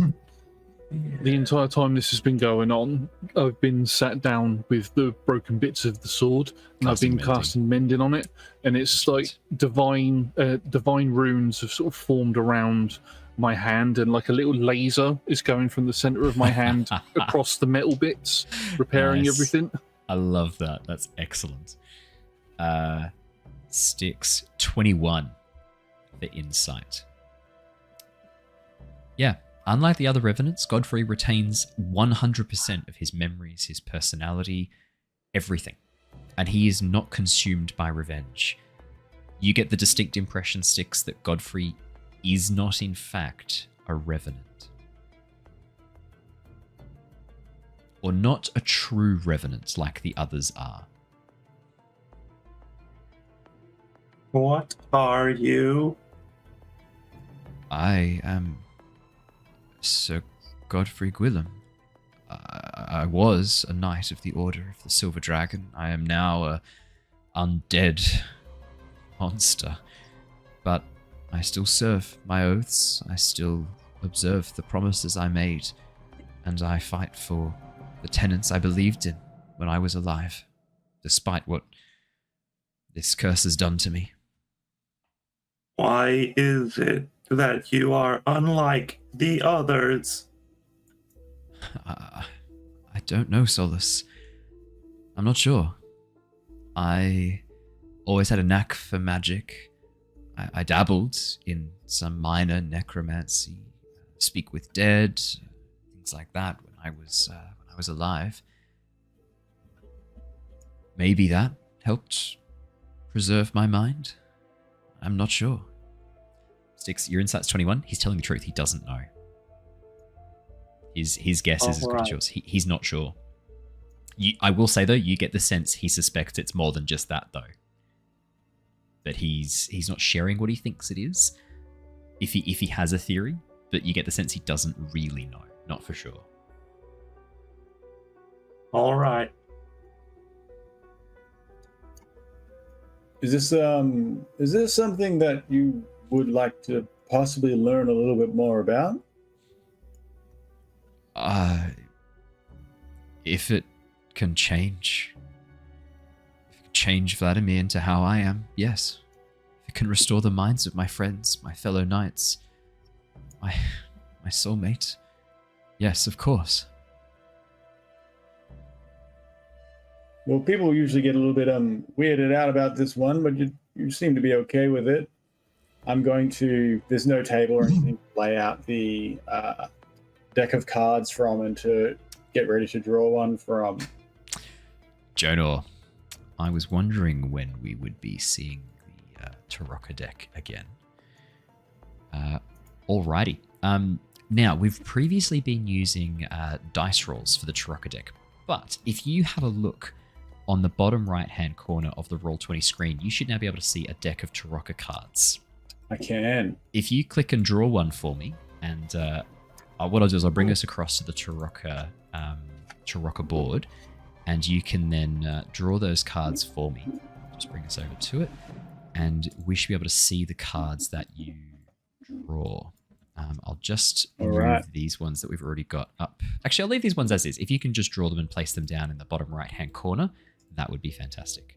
If you click, can you click and draw? Yep, I've clicked one and I plonked it on. All I've got is darkness there. I've drawn. I see where it is. I'll move it onto the top. So yeah, we'll place it onto the board here. So you've got the Conjurer, the Nine of Stars. Alrighty, so that's for the past. Could you please draw another? If you're doing the 3, if you're doing the past, present, future, let me know if you're not. I was planning on just the 1. Just the 1. Okay, perfect. In that case, then we'll just do the 1. Awesome. As you draw the Conjurer, the card that you see before you is a woman. Long hair, some of which is tied up into a braid at the back, other strands flying free, spiraling around her as if manifested or as if manipulated by a strong wind. In her hands, magic forms, stars arranged around each other in a circle, lighting up her face as she closes her eyes against the brightness.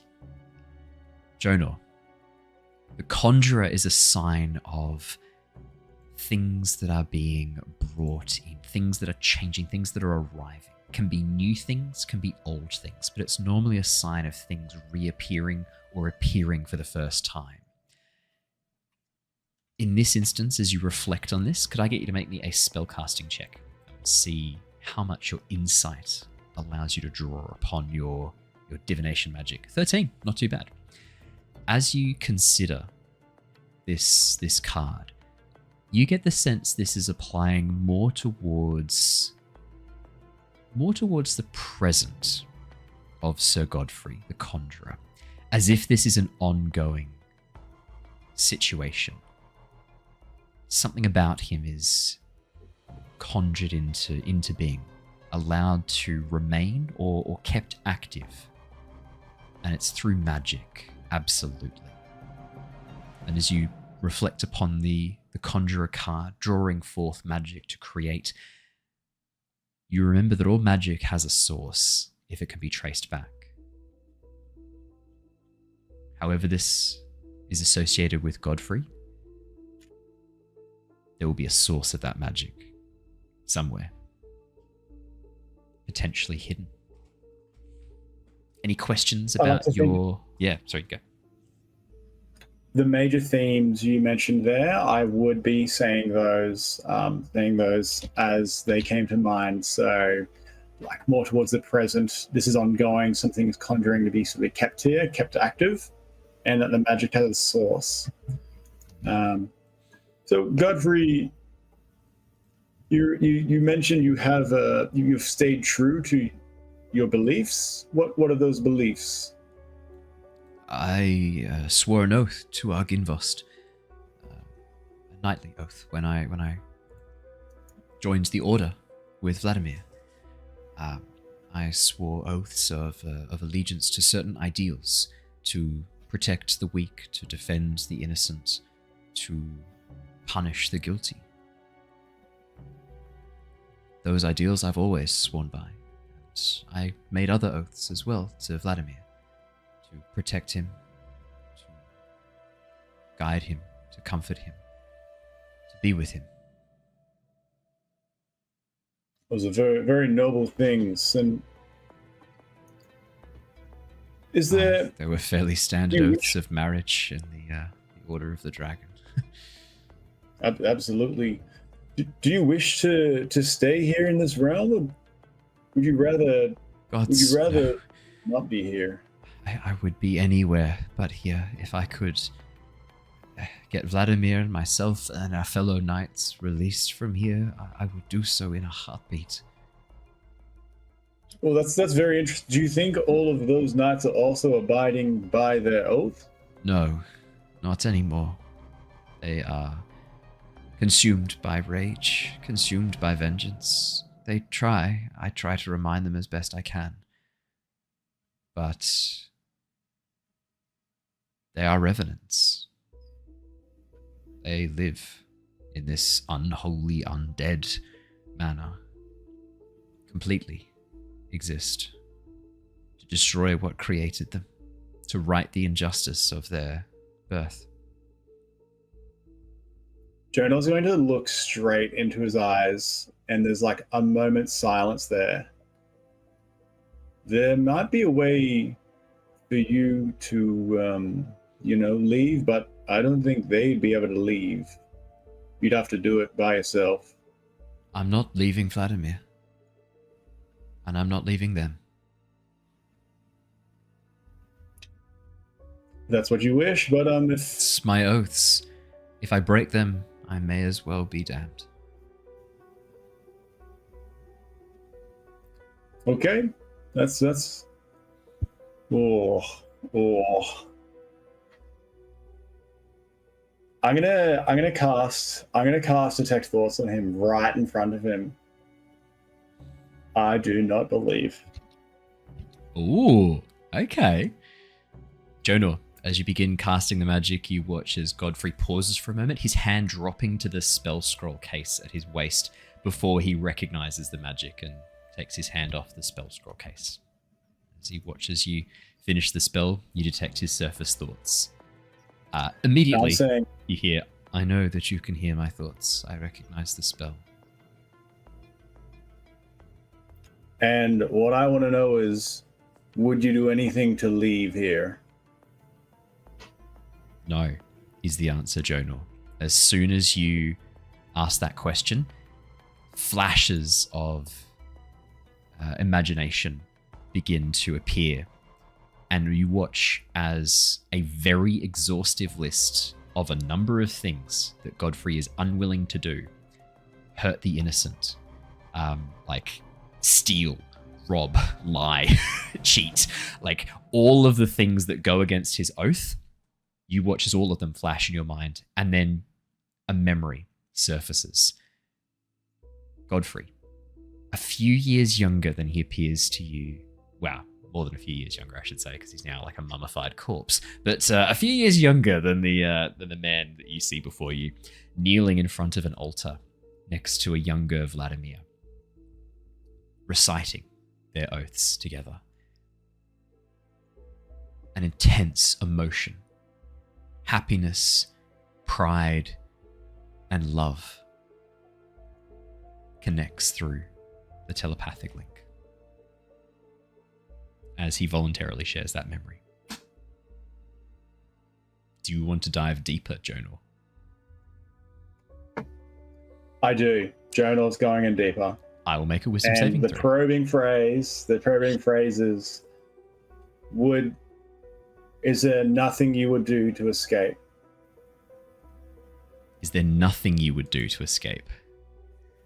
What is... Yeah. Nothing you wouldn't do? Yeah, is there nothing you wouldn't do to escape? Sorry, yeah. Thank you, Harrison. No. Again, Jonor. He absolutely is... I don't think he can technically voluntarily fail the save per se, but we've been homebrewing that for a while. He actually rolled a natural 20. I just rolled for the sake of it, but he is actually choosing to let you in once again, Jonor. You feel no resistance as Godfrey opens up his mind to you. As you delve into his memories once again, you see there are many things he is not willing to do to escape. In fact, he is going to stick to his oaths and stand by Vladimir no matter what. There is nothing in this world that would make him break his oaths. That he strongly believes there is nothing that could make him break his oaths. On inspection of that, I release the magic. I am well impressed by your ideals here. That very few of you in this land. That's true. And I turn to the party and, guys, we can believe he's going to do the right thing. Yeah, right. Of course we can. Tithla should have trusted your intuition. Yeah, I've been saying that for a long time. Weeks. And you also said that about Raspip.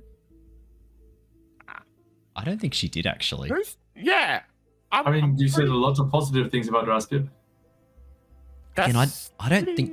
Did she say a lot of positive things? I think some of us are focusing on perhaps one sentence that we sort of misunderstood yesterday. I don't think... stop living in the past. Move on. Killian, as you finish the sword, casting Mending on the sword, you watch as Godfrey finally notices what you've been doing. His attention fully focused by Jonor and Styx, Tithla and Theo, and as he sort of looks over the connection with Jonor having broken, and Jonor turning back around to the party like, yeah, we could trust this guy.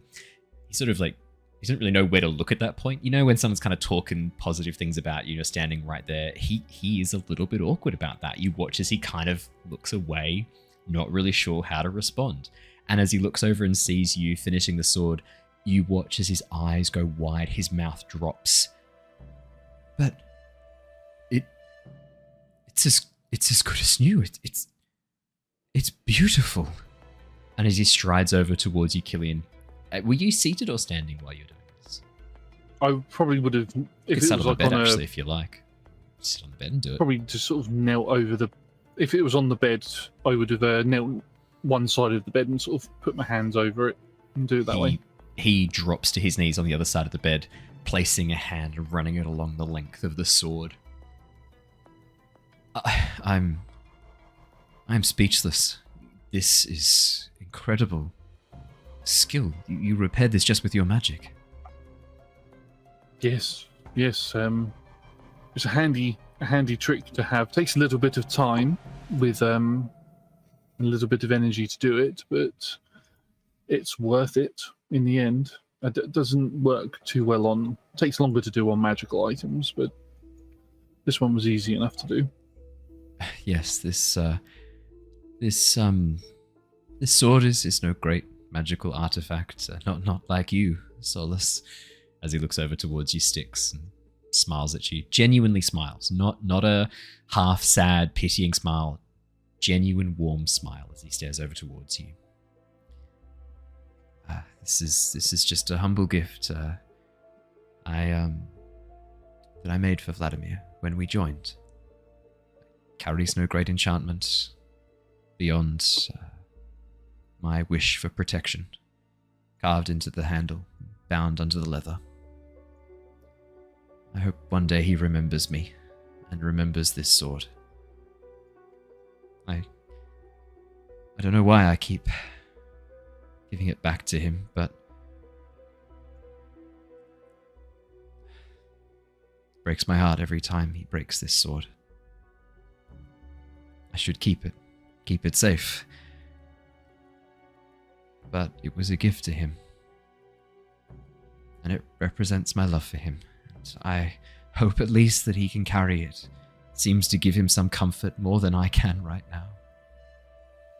You don't know what you've done for me by repairing this, but thank you. Truly, from the bottom of my heart, thank you. This means a lot. You're welcome. Now, how can we get you into Strahd's castle, and how can we get you back out alive? That is the question we need to solve next. And if you'll have me, I'll come at least part of the way with you. Strahd doesn't see us as a threat. He doesn't care. Maybe we can use that to our advantage. Yeah, if you'd like to. I imagine a few scrolls printed out of your box could be helpful too. Absolutely. I worked hard on this. Makes sense that we can use it now. In fact, if you're planning on smuggling a certain dragon head out of the castle, you're going to need... You watch as he unscrolls the case, mutters under his breath, and pulls out another sheet of parchment. Again, Jonor up close this time. It's a blank scroll.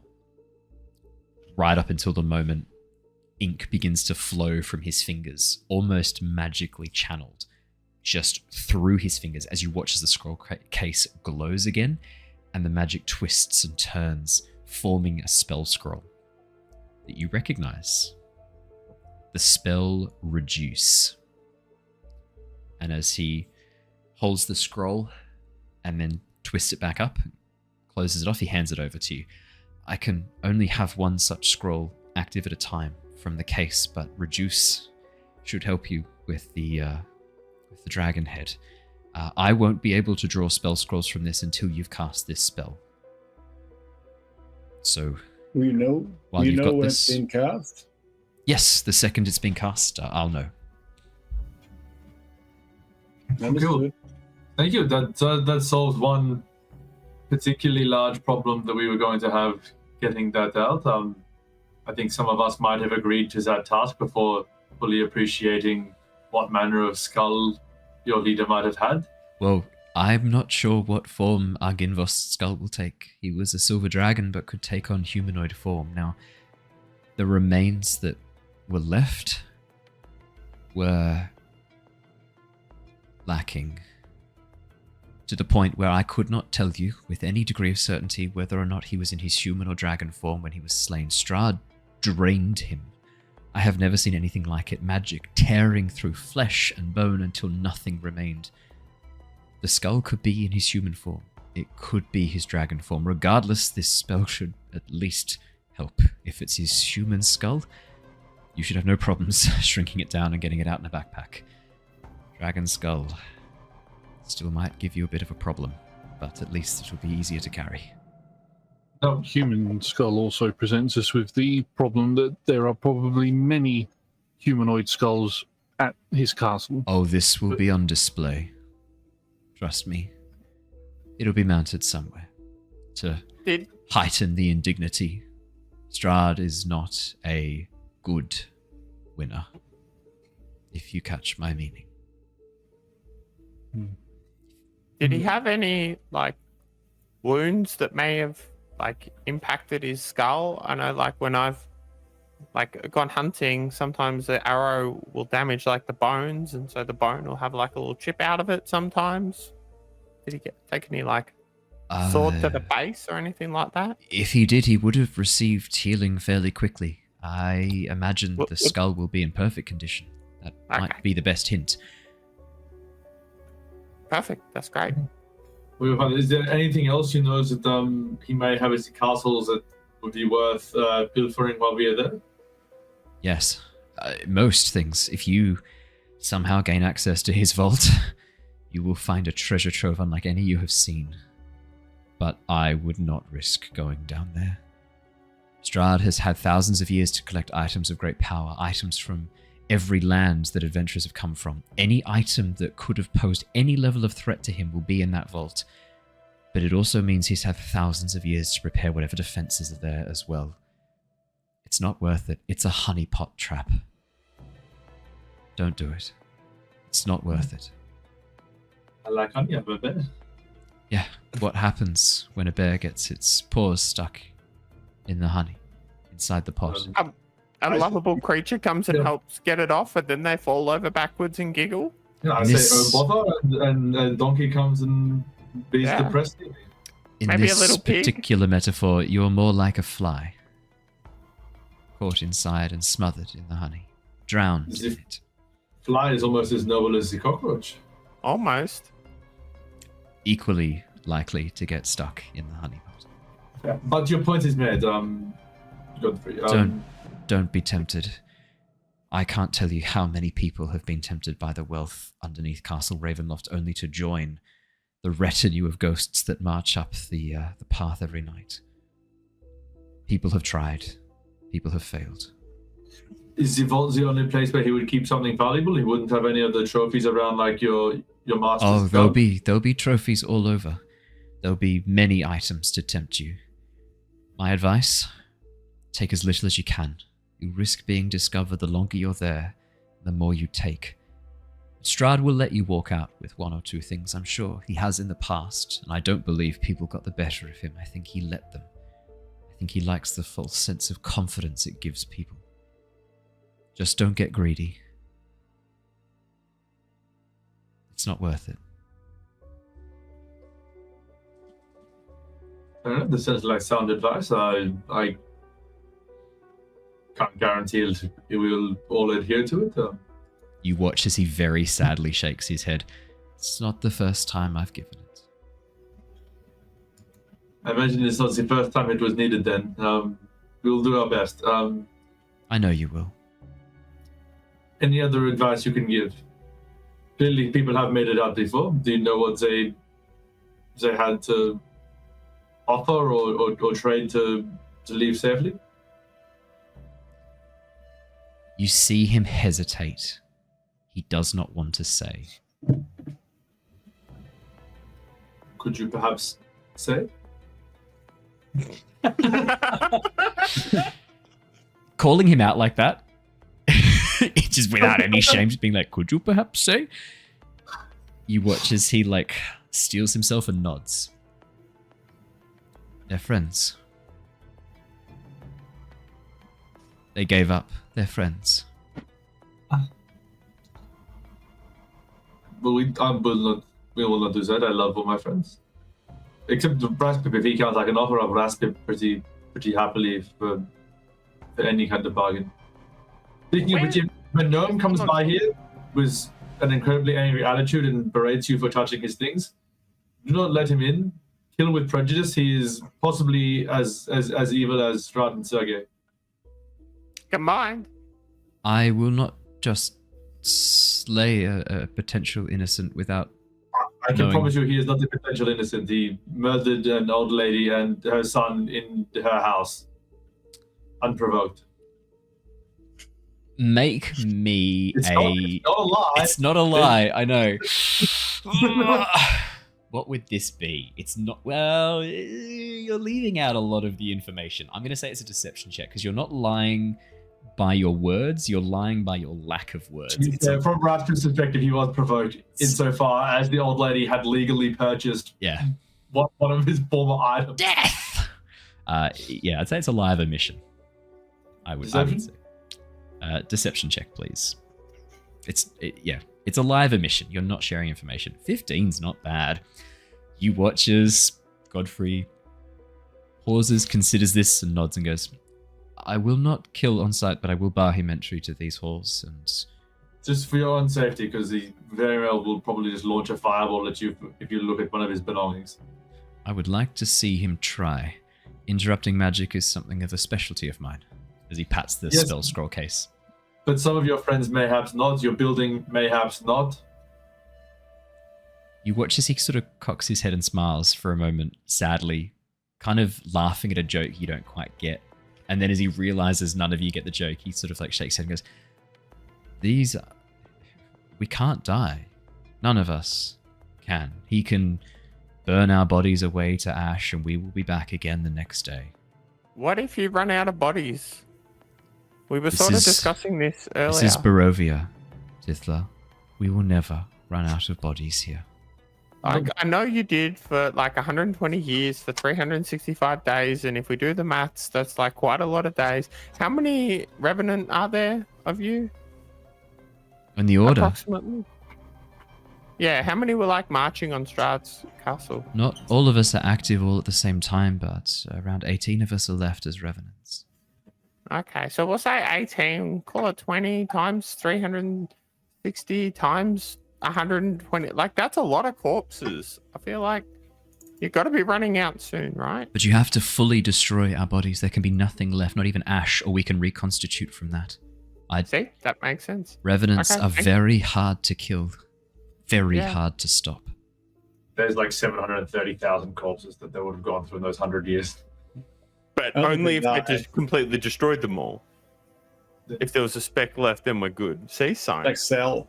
I mean, sure, but surely you don't want your. I mean, yes, your Argynvost is in a bit of disrepair, but surely you do not want it worse damage than it is. A fireball will do some damage. It will, and I would like to preserve the old keep. Not as much as a shatter. Jonor's just getting the knife in really quickly while Raspit's not here. No, a shatter spell would be catastrophic on these halls. I've done my best to maintain them. Fireball, still bad, but you're right, Jonor. Shatter would be far more catastrophic for me, personally. And a far more damaging spell, in my opinion. In this specific instance, he would believe that. Shatter spell's much worse for him than a fireball. For sure. He also brought a child to a battlefield against our will, smuggled her in polymorph form. That is dishonorable behavior. Dishonorable indeed. Beware. If he shows up, treat with some prejudice. In the interest of honesty, it wasn't against the child's will, but again, informed Children consent. are to be protected. Child's will plays not into this. It is exactly. It's very well put. Are there any others I should have my eye out for? Protect them from the Revenants if they were to. Well, no, do not protect Ziraspin from the Revenants. Protect your house from Ziraspin. Yeah. If a young girl named Sen comes by, she is good. Yeah, our friend Savid, I might have said something a bit harsh to him and he wandered off earlier. Him and his companion Maisie seem quite good. Would it be easier if we just wrote a list? I think there's almost the list and descriptions. He's pretty much integral to all of the goings on in this realm. Oh, we should tell you about the abbot. The abbot's good now. Abbot's good now. Yeah, I'm happy for you guys to take 10-15 minutes to go through all the people you'd like to have Godfrey keep an eye out for.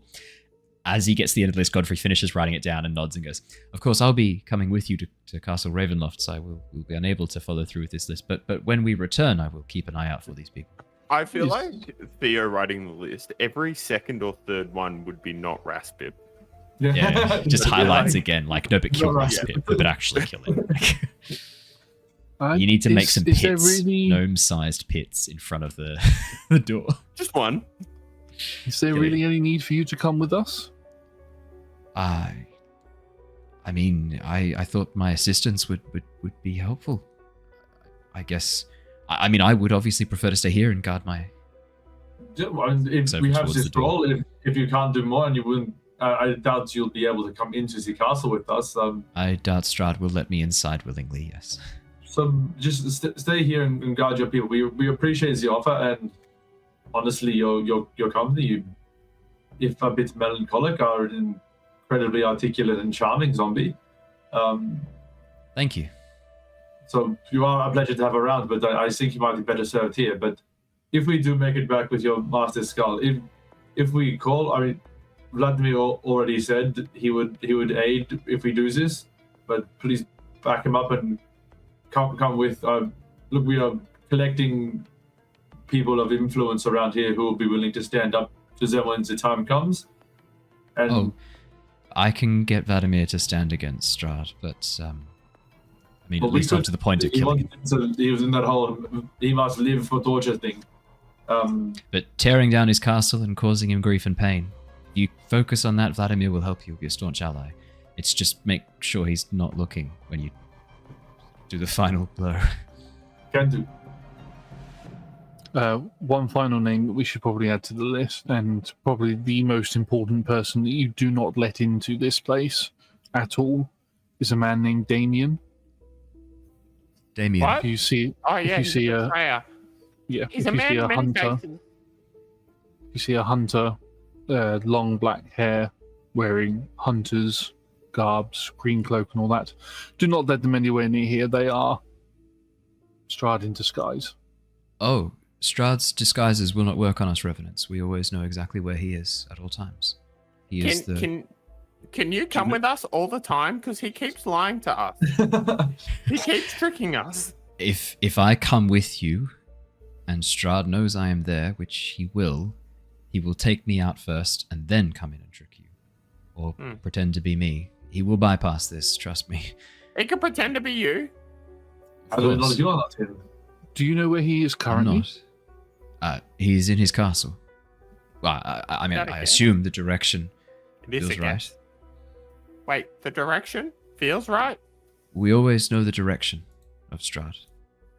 At least where he is in the direction of him. Roughly how far away he is as well.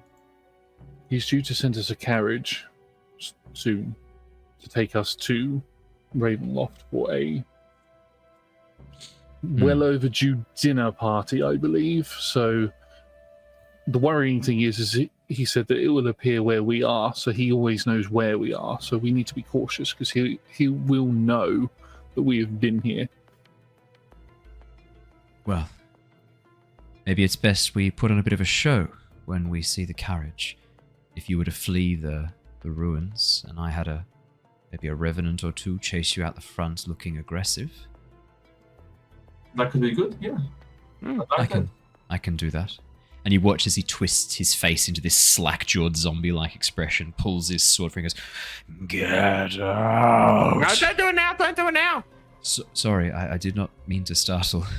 Sorry, we had some earlier who seemed good for a bit and then went spooky. Yeah, sorry, the whole roller coaster sort of thing. Please accept my humble apologies. I thought, sorry. That's good. And if a slightly drunk man with a probably like a stick or a bar stool as a weapon, rocks up. He's our good friend Grinner. Can you please say that we are looking for him and want him to come home? I feel nothing bad has befallen him, but if he turns up, I will keep an eye out for this warrior of whom you speak. Make sure he is well cared for should he arrive at our door. You'll probably need to sober up if he does arrive there. Josh, anything from you quickly before we wrap up for tonight? I could see you had a... Yes, that was something I was going to say, but it's completely gone out of my head now. No! That's the cliffhanger. We're going to have to wait a whole week I've forgotten it. To know what Josh was thinking of. Yep. It's not coming back, is it? Nope. It's just brain's just gone blue out my ears. The second we go across to the raid, you're just going to suddenly remember, and then we're going to forget next week and have no knowledge of what it was you were speaking of. Perfect. Okay. In that case, then, I think that's a great place to wrap up for tonight. Thank you so much for joining us, everybody. It has been wonderful having you all back. Very nicely done with the Revenants, guys. Very nicely done indeed. That could have gone very, very differently. You did a great job calming down Vladimir. That is not an easy thing to have done. Very well done. Persistence. What we did was just stand there and risk getting murdered for a little bit. Persistence definitely helped you out. Alrighty, I think let's head across and raid. Let's roll for dragons. So those of you on Twitch, don't go anywhere. We're going to go and raid one of our lovely friends of the channel. For those of you watching on YouTube or listening to the podcast, thank you so much.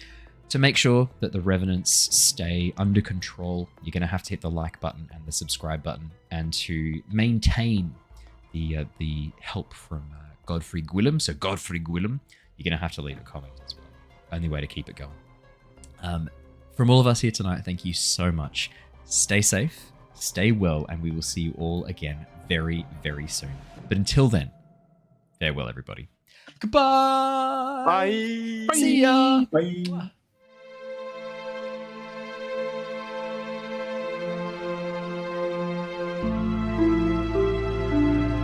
Thank you.